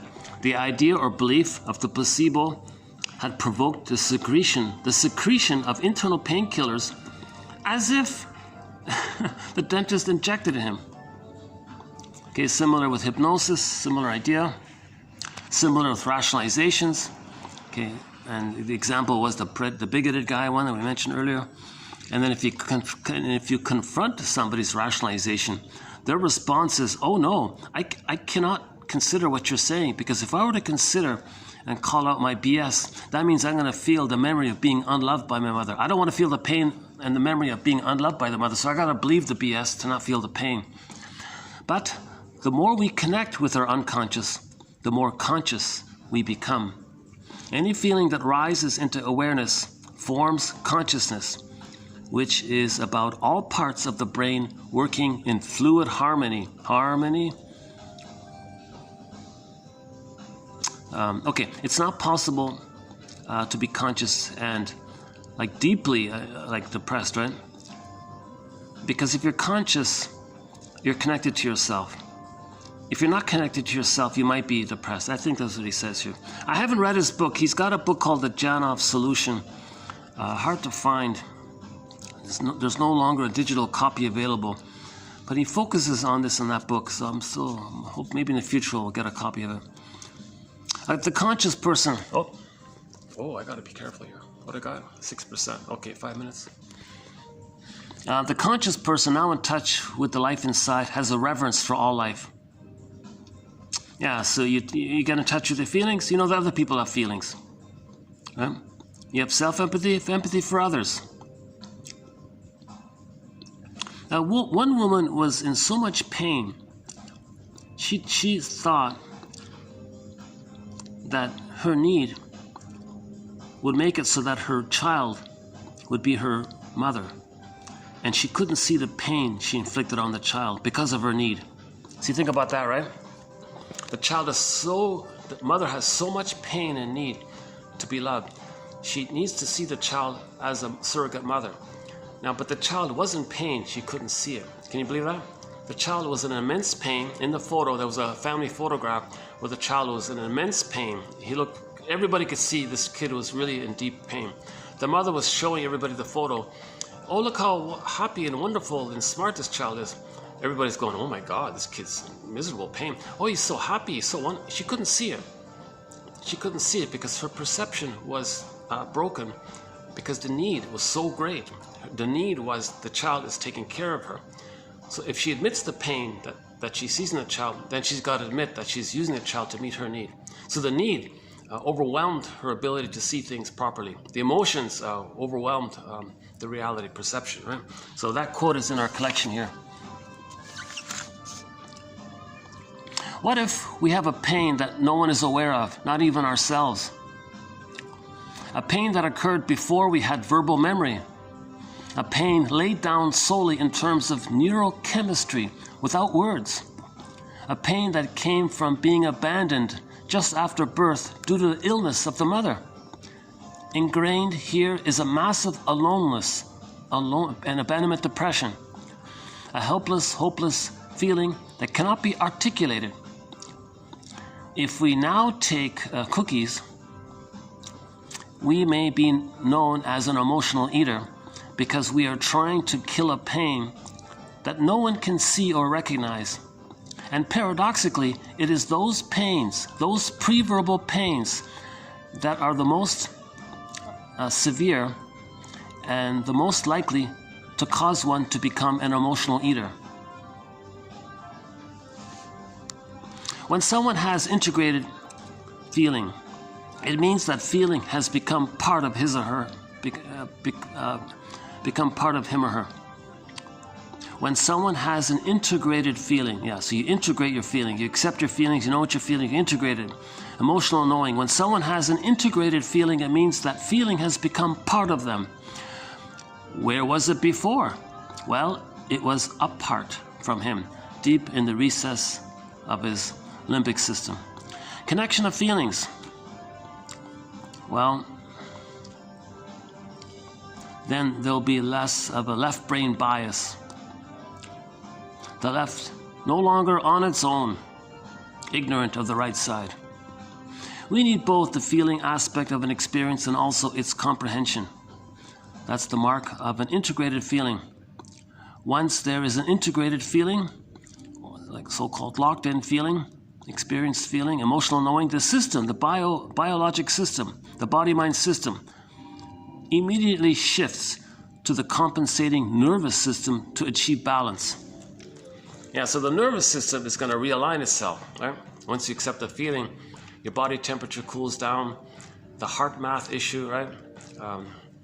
What is it? Between heartbeats, the speed between the beats will be rhythmic, that the heart math thing.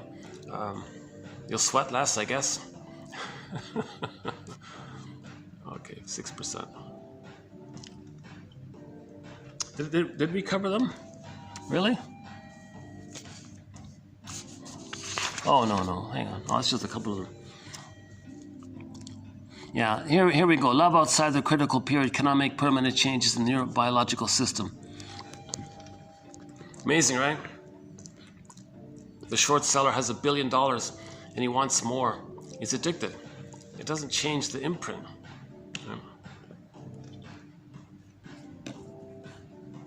Oh yeah, so that short seller who said the greatest sin or what is gluttony, that's BS. Gluttony acknowledges the hope for mother. You at least admit something good, right? Envy is hatred of anything that's perceived as good, and envy wants to see it damaged. Now, greed and gluttony does destroy, so envy is the real driver. So his colleague said that pillaging and plundering the planet for a quick buck, it's about envy. Because the mother hated their goodness, they become the envy breast. So to have a mother, they got to hate goodness. So there's all sorts of good things on the planet, but they got to hate it. So the pillaging and the plundering and the gluttony and the greed, that has the effect of destroying. So greed and gluttony and all this are just tools for the envy. Envy is the real primary circuit, right?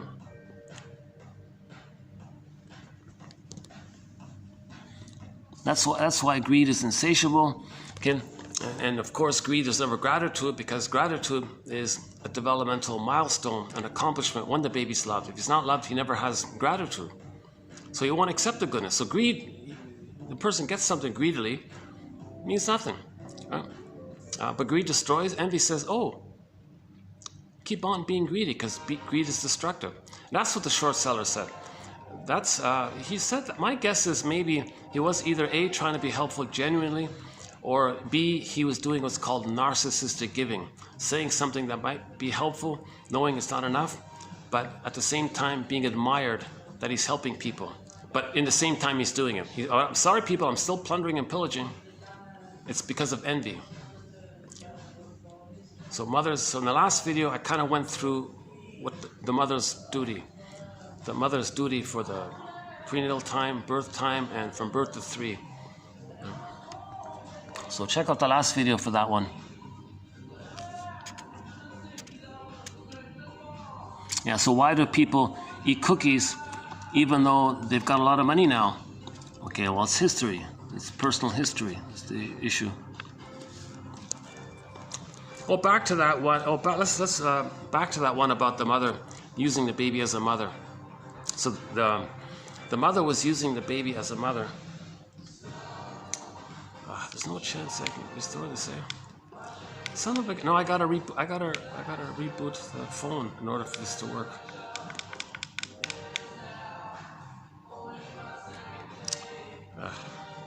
Nothing I do shows me the charging on the phone light. It's always the same. All right. Yeah. So the mother had a child and treated the child emotionally as the good mother that they needed. One day the child looked out the window and didn't pay her attention. She was enraged at the child and shouted at the child, "Look at me when I'm talking to you." One of the reasons neurotics have children is to produce someone who will be loving, someone the parent can have all to herself. Quote, "Look at me when I'm talking to you." The emotional overreaction is an old feeling toward this parent's own parents, which has been suppressed and now erupts inappropriately. So this woman was parentifying the child. Come on, child, you give me what my mother should give me. You're reliable, you see me, do what I say, be there for me, attend to me, respect me, and follow me, and never let me feel alone, and always I'm number one for you. Try to save me, try to heal me, try to please me. And one time the child got tired of it, looked out the window, and she enraged, "Look at me," and she got enraged because that's back how she felt with the mother when the mother wasn't unavailable. So she transferred the frustrating mother from the past onto the child, okay, and had that outburst that originally she felt with the mother. So when that mother was a baby herself, she wanted to say to her mother, "Mother, please be there for me. Look at me, mother." So transfers the mother onto the child, said, "Child, look at me." That's a transference of the unhappy, negative mother to the child, and treated the child either idealized or they're suddenly devalued like that, right? But no child can do that role. No child can save the mother. So this mother is neurotic if she's doing such a thing. And that poor child, of course, is frozen inside. His emotionality, earth opened up, their core went pulled down.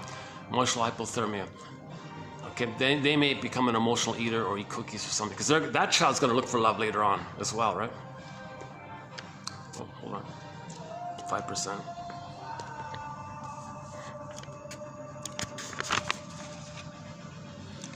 Yeah, oh, here's a good one. Pain makes just about everything shut down or constrict, including our perceptual apparatus.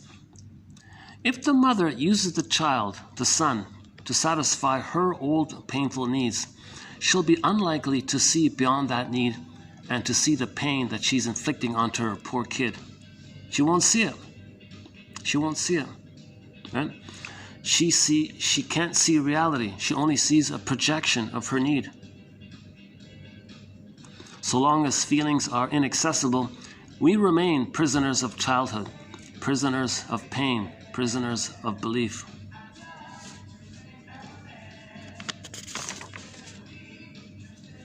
Comfort foods aren't going to do anything but keep us unaware of reality. And so cookies just keep you repressed. It doesn't make you aware that you are unloved.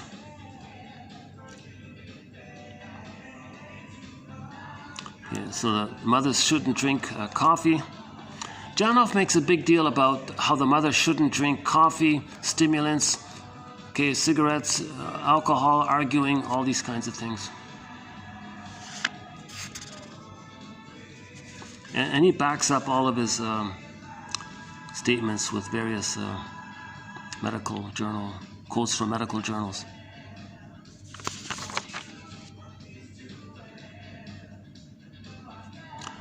Growing up with my family, I was in a trance.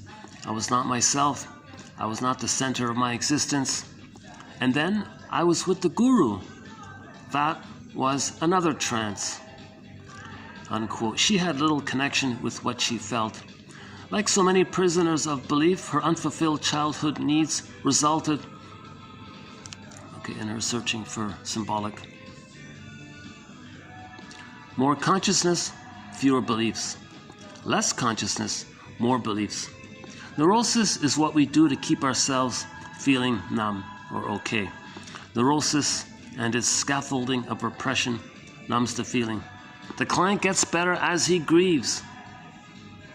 To finally experience the agony of once imprinted pain is often the end of a long road through unreality back to the only true guide to life.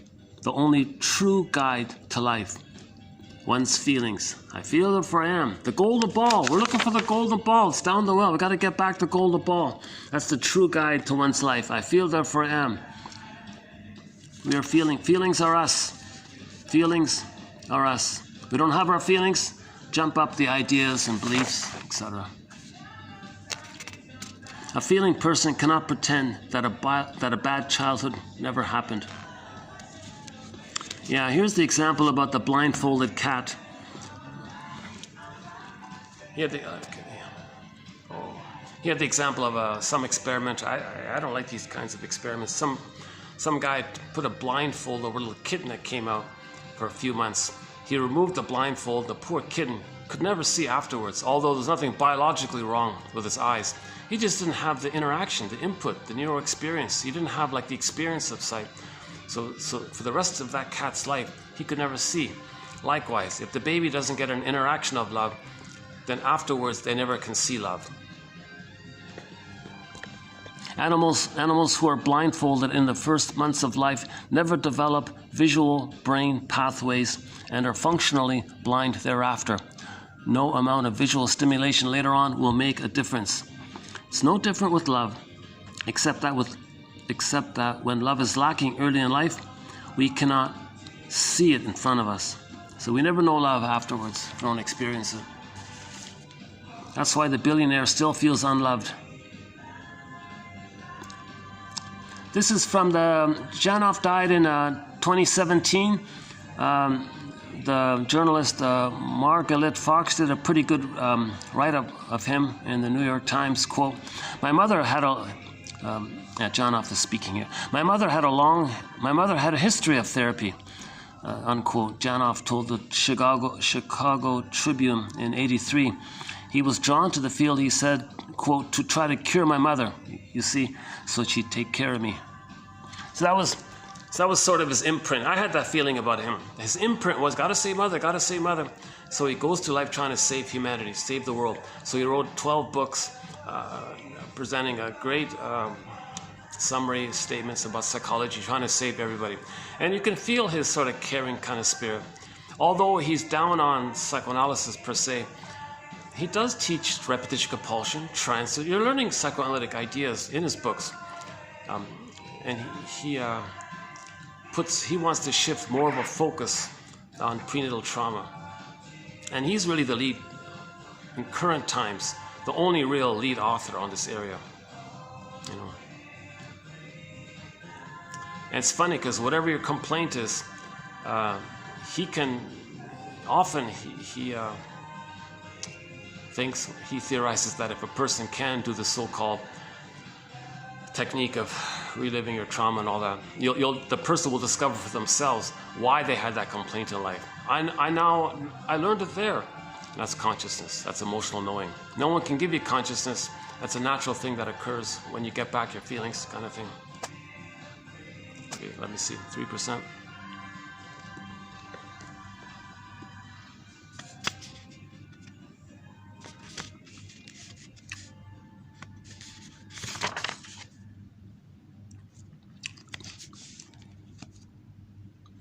Once a person finds himself, he has found all the meaning there is. Yeah. So when you find your feelings, that's meaning, because you're connected to yourself, you're embodied, you can express your uniqueness. When you express your uniqueness, because you have your feelings and your ego, that's meaning and pleasure, a path with heart.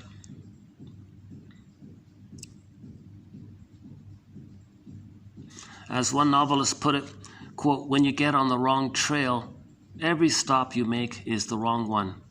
We are prisoners of our childhood, reacting to realities that no longer exist, or more accurately, recreating old realities over and over again. So the original thought about this, he's trying to master the trauma. Libby Russell said you can never master that. You can have 20 lifetimes treating others badly the way your mother treated you. You can have 20 lifetimes, 50, 100 lifetimes. It never changes that imprint that would happen to you. So you're recreating it with the false hope that somehow magically you can undo it. The goal is to awareness. Look at the pattern. Okay, so either a person sees that they're being negative, okay, not listening to others, for example, that's for them to know that the mother didn't listen to them. Or find themselves in situations where others don't listen to them. Well, that's for them to know that the mother didn't listen to them. So what we're recreating in the present is a theater production that we created, mainly, to know the original experience. That's the unconscious trying to make us conscious. The puppet master, the unconscious self is saying to the conscious self, hey you, hey conscious you, I'm your repressed self, your denied self, your repressed self, your secret self, your shadow self. I'm the one who walks with you, who's not like you, who is you. I'm the one who's living your life, you don't even know me. Stranger within, shadow self, the double self, speaking to the consciousness. Hey you, hey conscious you. I'm getting you, like a puppet master, to recreate something that represents the past so that you can know what happened in the past. I'm trying to communicate with you. That's trying to create that bridge. Now, if we create that bridge, Hermes flies across, a bird flies across. Birds are symbols for something unknown coming to us. A bird is flying across. Oh, hold on a second. What, 2%? 3%?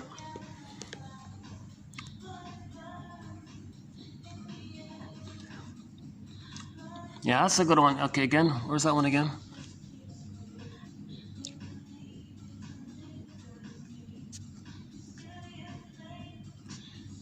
Yeah, as one novelist put it, when you get on the wrong trail, every stop you make is the wrong one. We are prisoners of our childhood, reacting to realities that no longer exist, or more accurately, recreating old realities over and over again. Okay, so now we're on the wrong trail, right? We're not loving life, that's the wrong trail. Repeating the past and the present, that's every stop you make is the wrong one, okay? So that's we're missing life, feeling that life is passing us by. And yeah, this one is a good one here. The unconscious hope of fulfillment of old unfulfilled needs. Pain automatically makes one honest with oneself, while it does away with unreal belief systems. We never got and will never get what we needed as a child. Okay, the truth will upset you free. The death of unreal hope is the birth of life, because you're connected to yourself. Now you're so-called quote-unquote reborn, right? So that metaphor of being reborn is right here. Yeah, so read this quote here. That's a good one.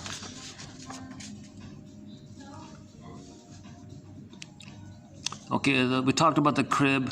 Nobody likes to dine alone.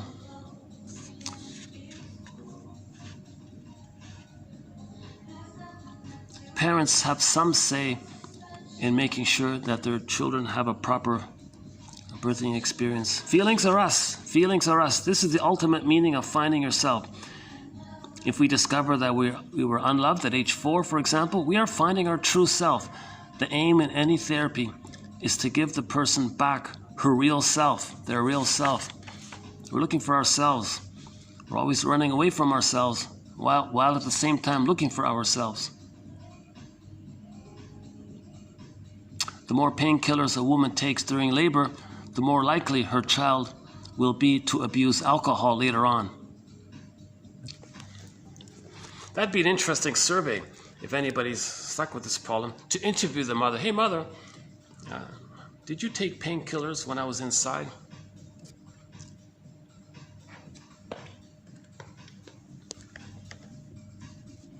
Yeah, I like this one here. Pessimism is not just an attitude. It's a physiologic state that churns out the attitude. So if a person's a cynic, don't think it's just like a kind of an attitude. There's a pain that's churning out these attitudes. The pain churns out these barbs and shards, these negative little zingers and painful little statements and abusive, little hurtful, little bitter things they're saying all the time. It's their pain that's doing it.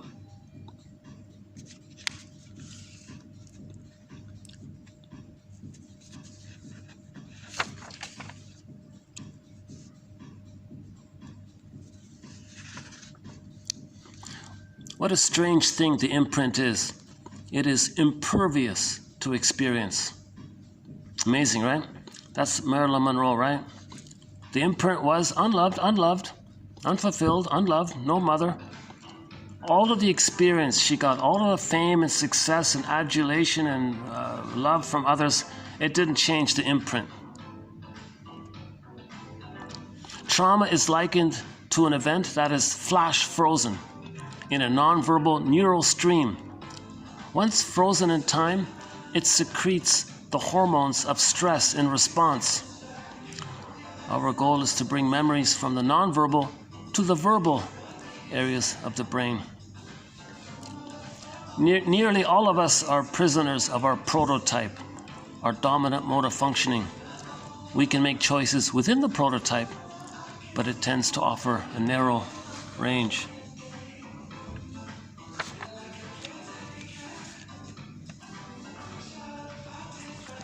Do we have time to do this one here? What do we got here? I just want to make sure I catch this before the battery runs out on me. 3%.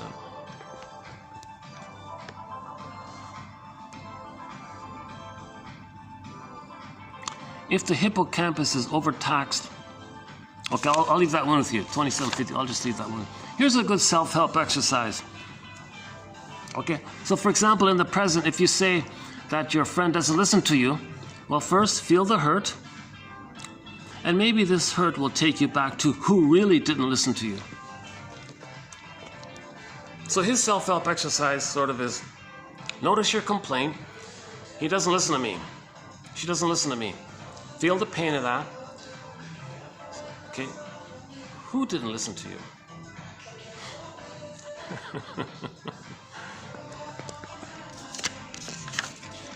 And another thing is, that's why you chose to interact with that person, to find out that your mother didn't listen to you.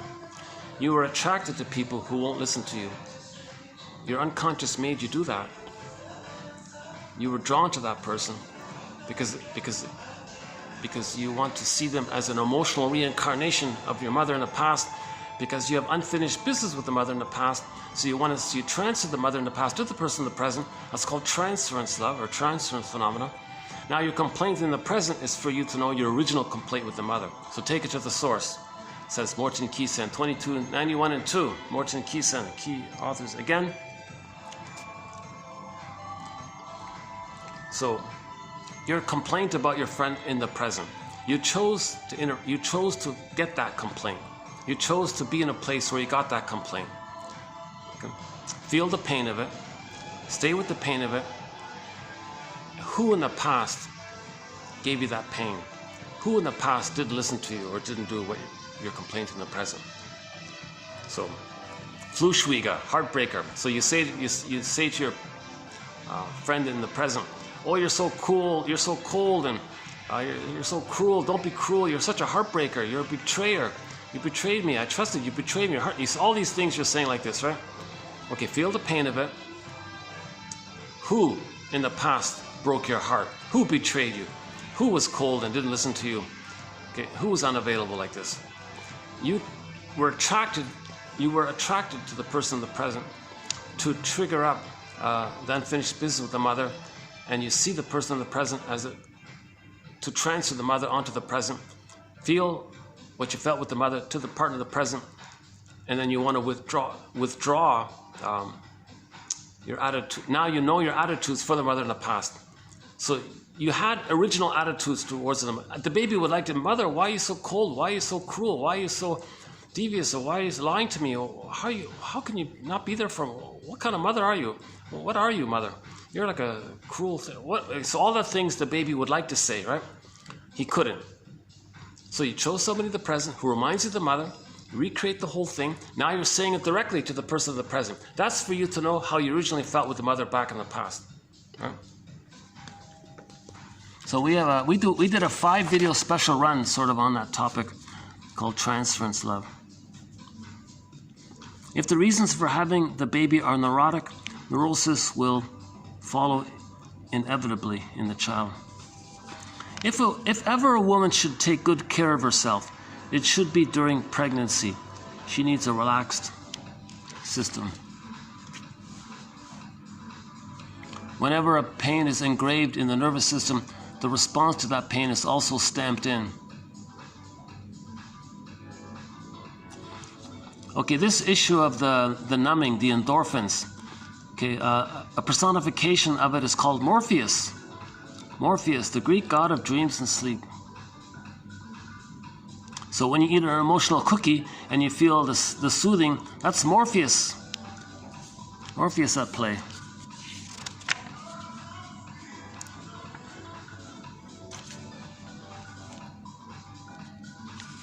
Oh yeah, researchers have described prenatal distress syndrome.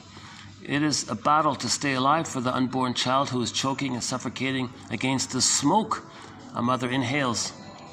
And it is not possible for them to remain, quote, sane and in comfort when the mother is taking in alcohol, which changes the brain of the developing child. Yeah, one quote was about once the mother takes one cigarette, that's 5 minutes of hell for the baby. If the mother takes one cigarette, that's 5 minutes of hell for the baby inside. Yeah, that quote's in our collection. So this stretch of videos began with 2745, and we're now at 53. And we'll do one more. The next video will be part 10 of 10. We'll see how that one goes. Well, on second thought, maybe I could just leave it like this. Should we redo this as part 2? You know, on second thought, maybe I can just leave it like this. The quotes aren't too involved today. Placebo, hypnosis, rationalization, confronting people's rationalizations. Consciousness means emotional knowing. Okay, the famous authors here about integration. Actually, it's a bit of a light load. I think these are clear enough to leave. I think they can, you know what, maybe on second thought, maybe I'll just leave it as it is, keep it sort of consistent. All right, so there won't be a part 2. I think it's a haphazard job today, but I think we covered it more or less. 2753. Okay, so I'll see you in the next video. In the next video, which will be 2754, that'll be part 10 of 10. And that'll conclude our marathon of quotes by the author, Arthur Janoff, right? And lived to the age of 93.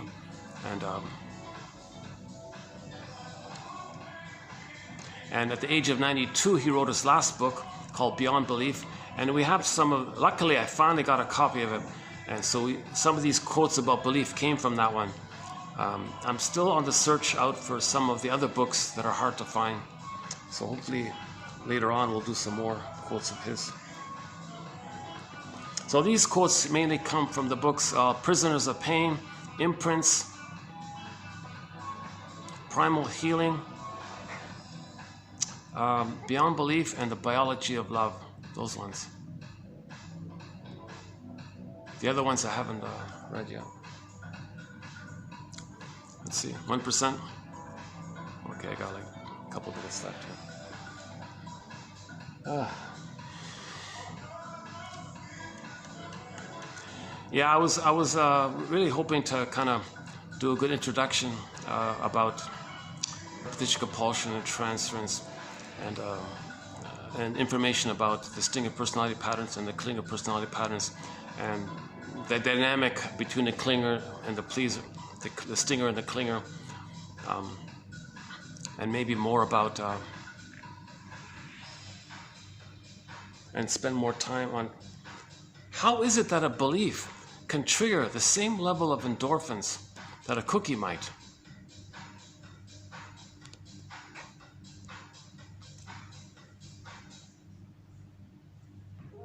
I kind of get it, but I'm still not really, I don't fully get it yet.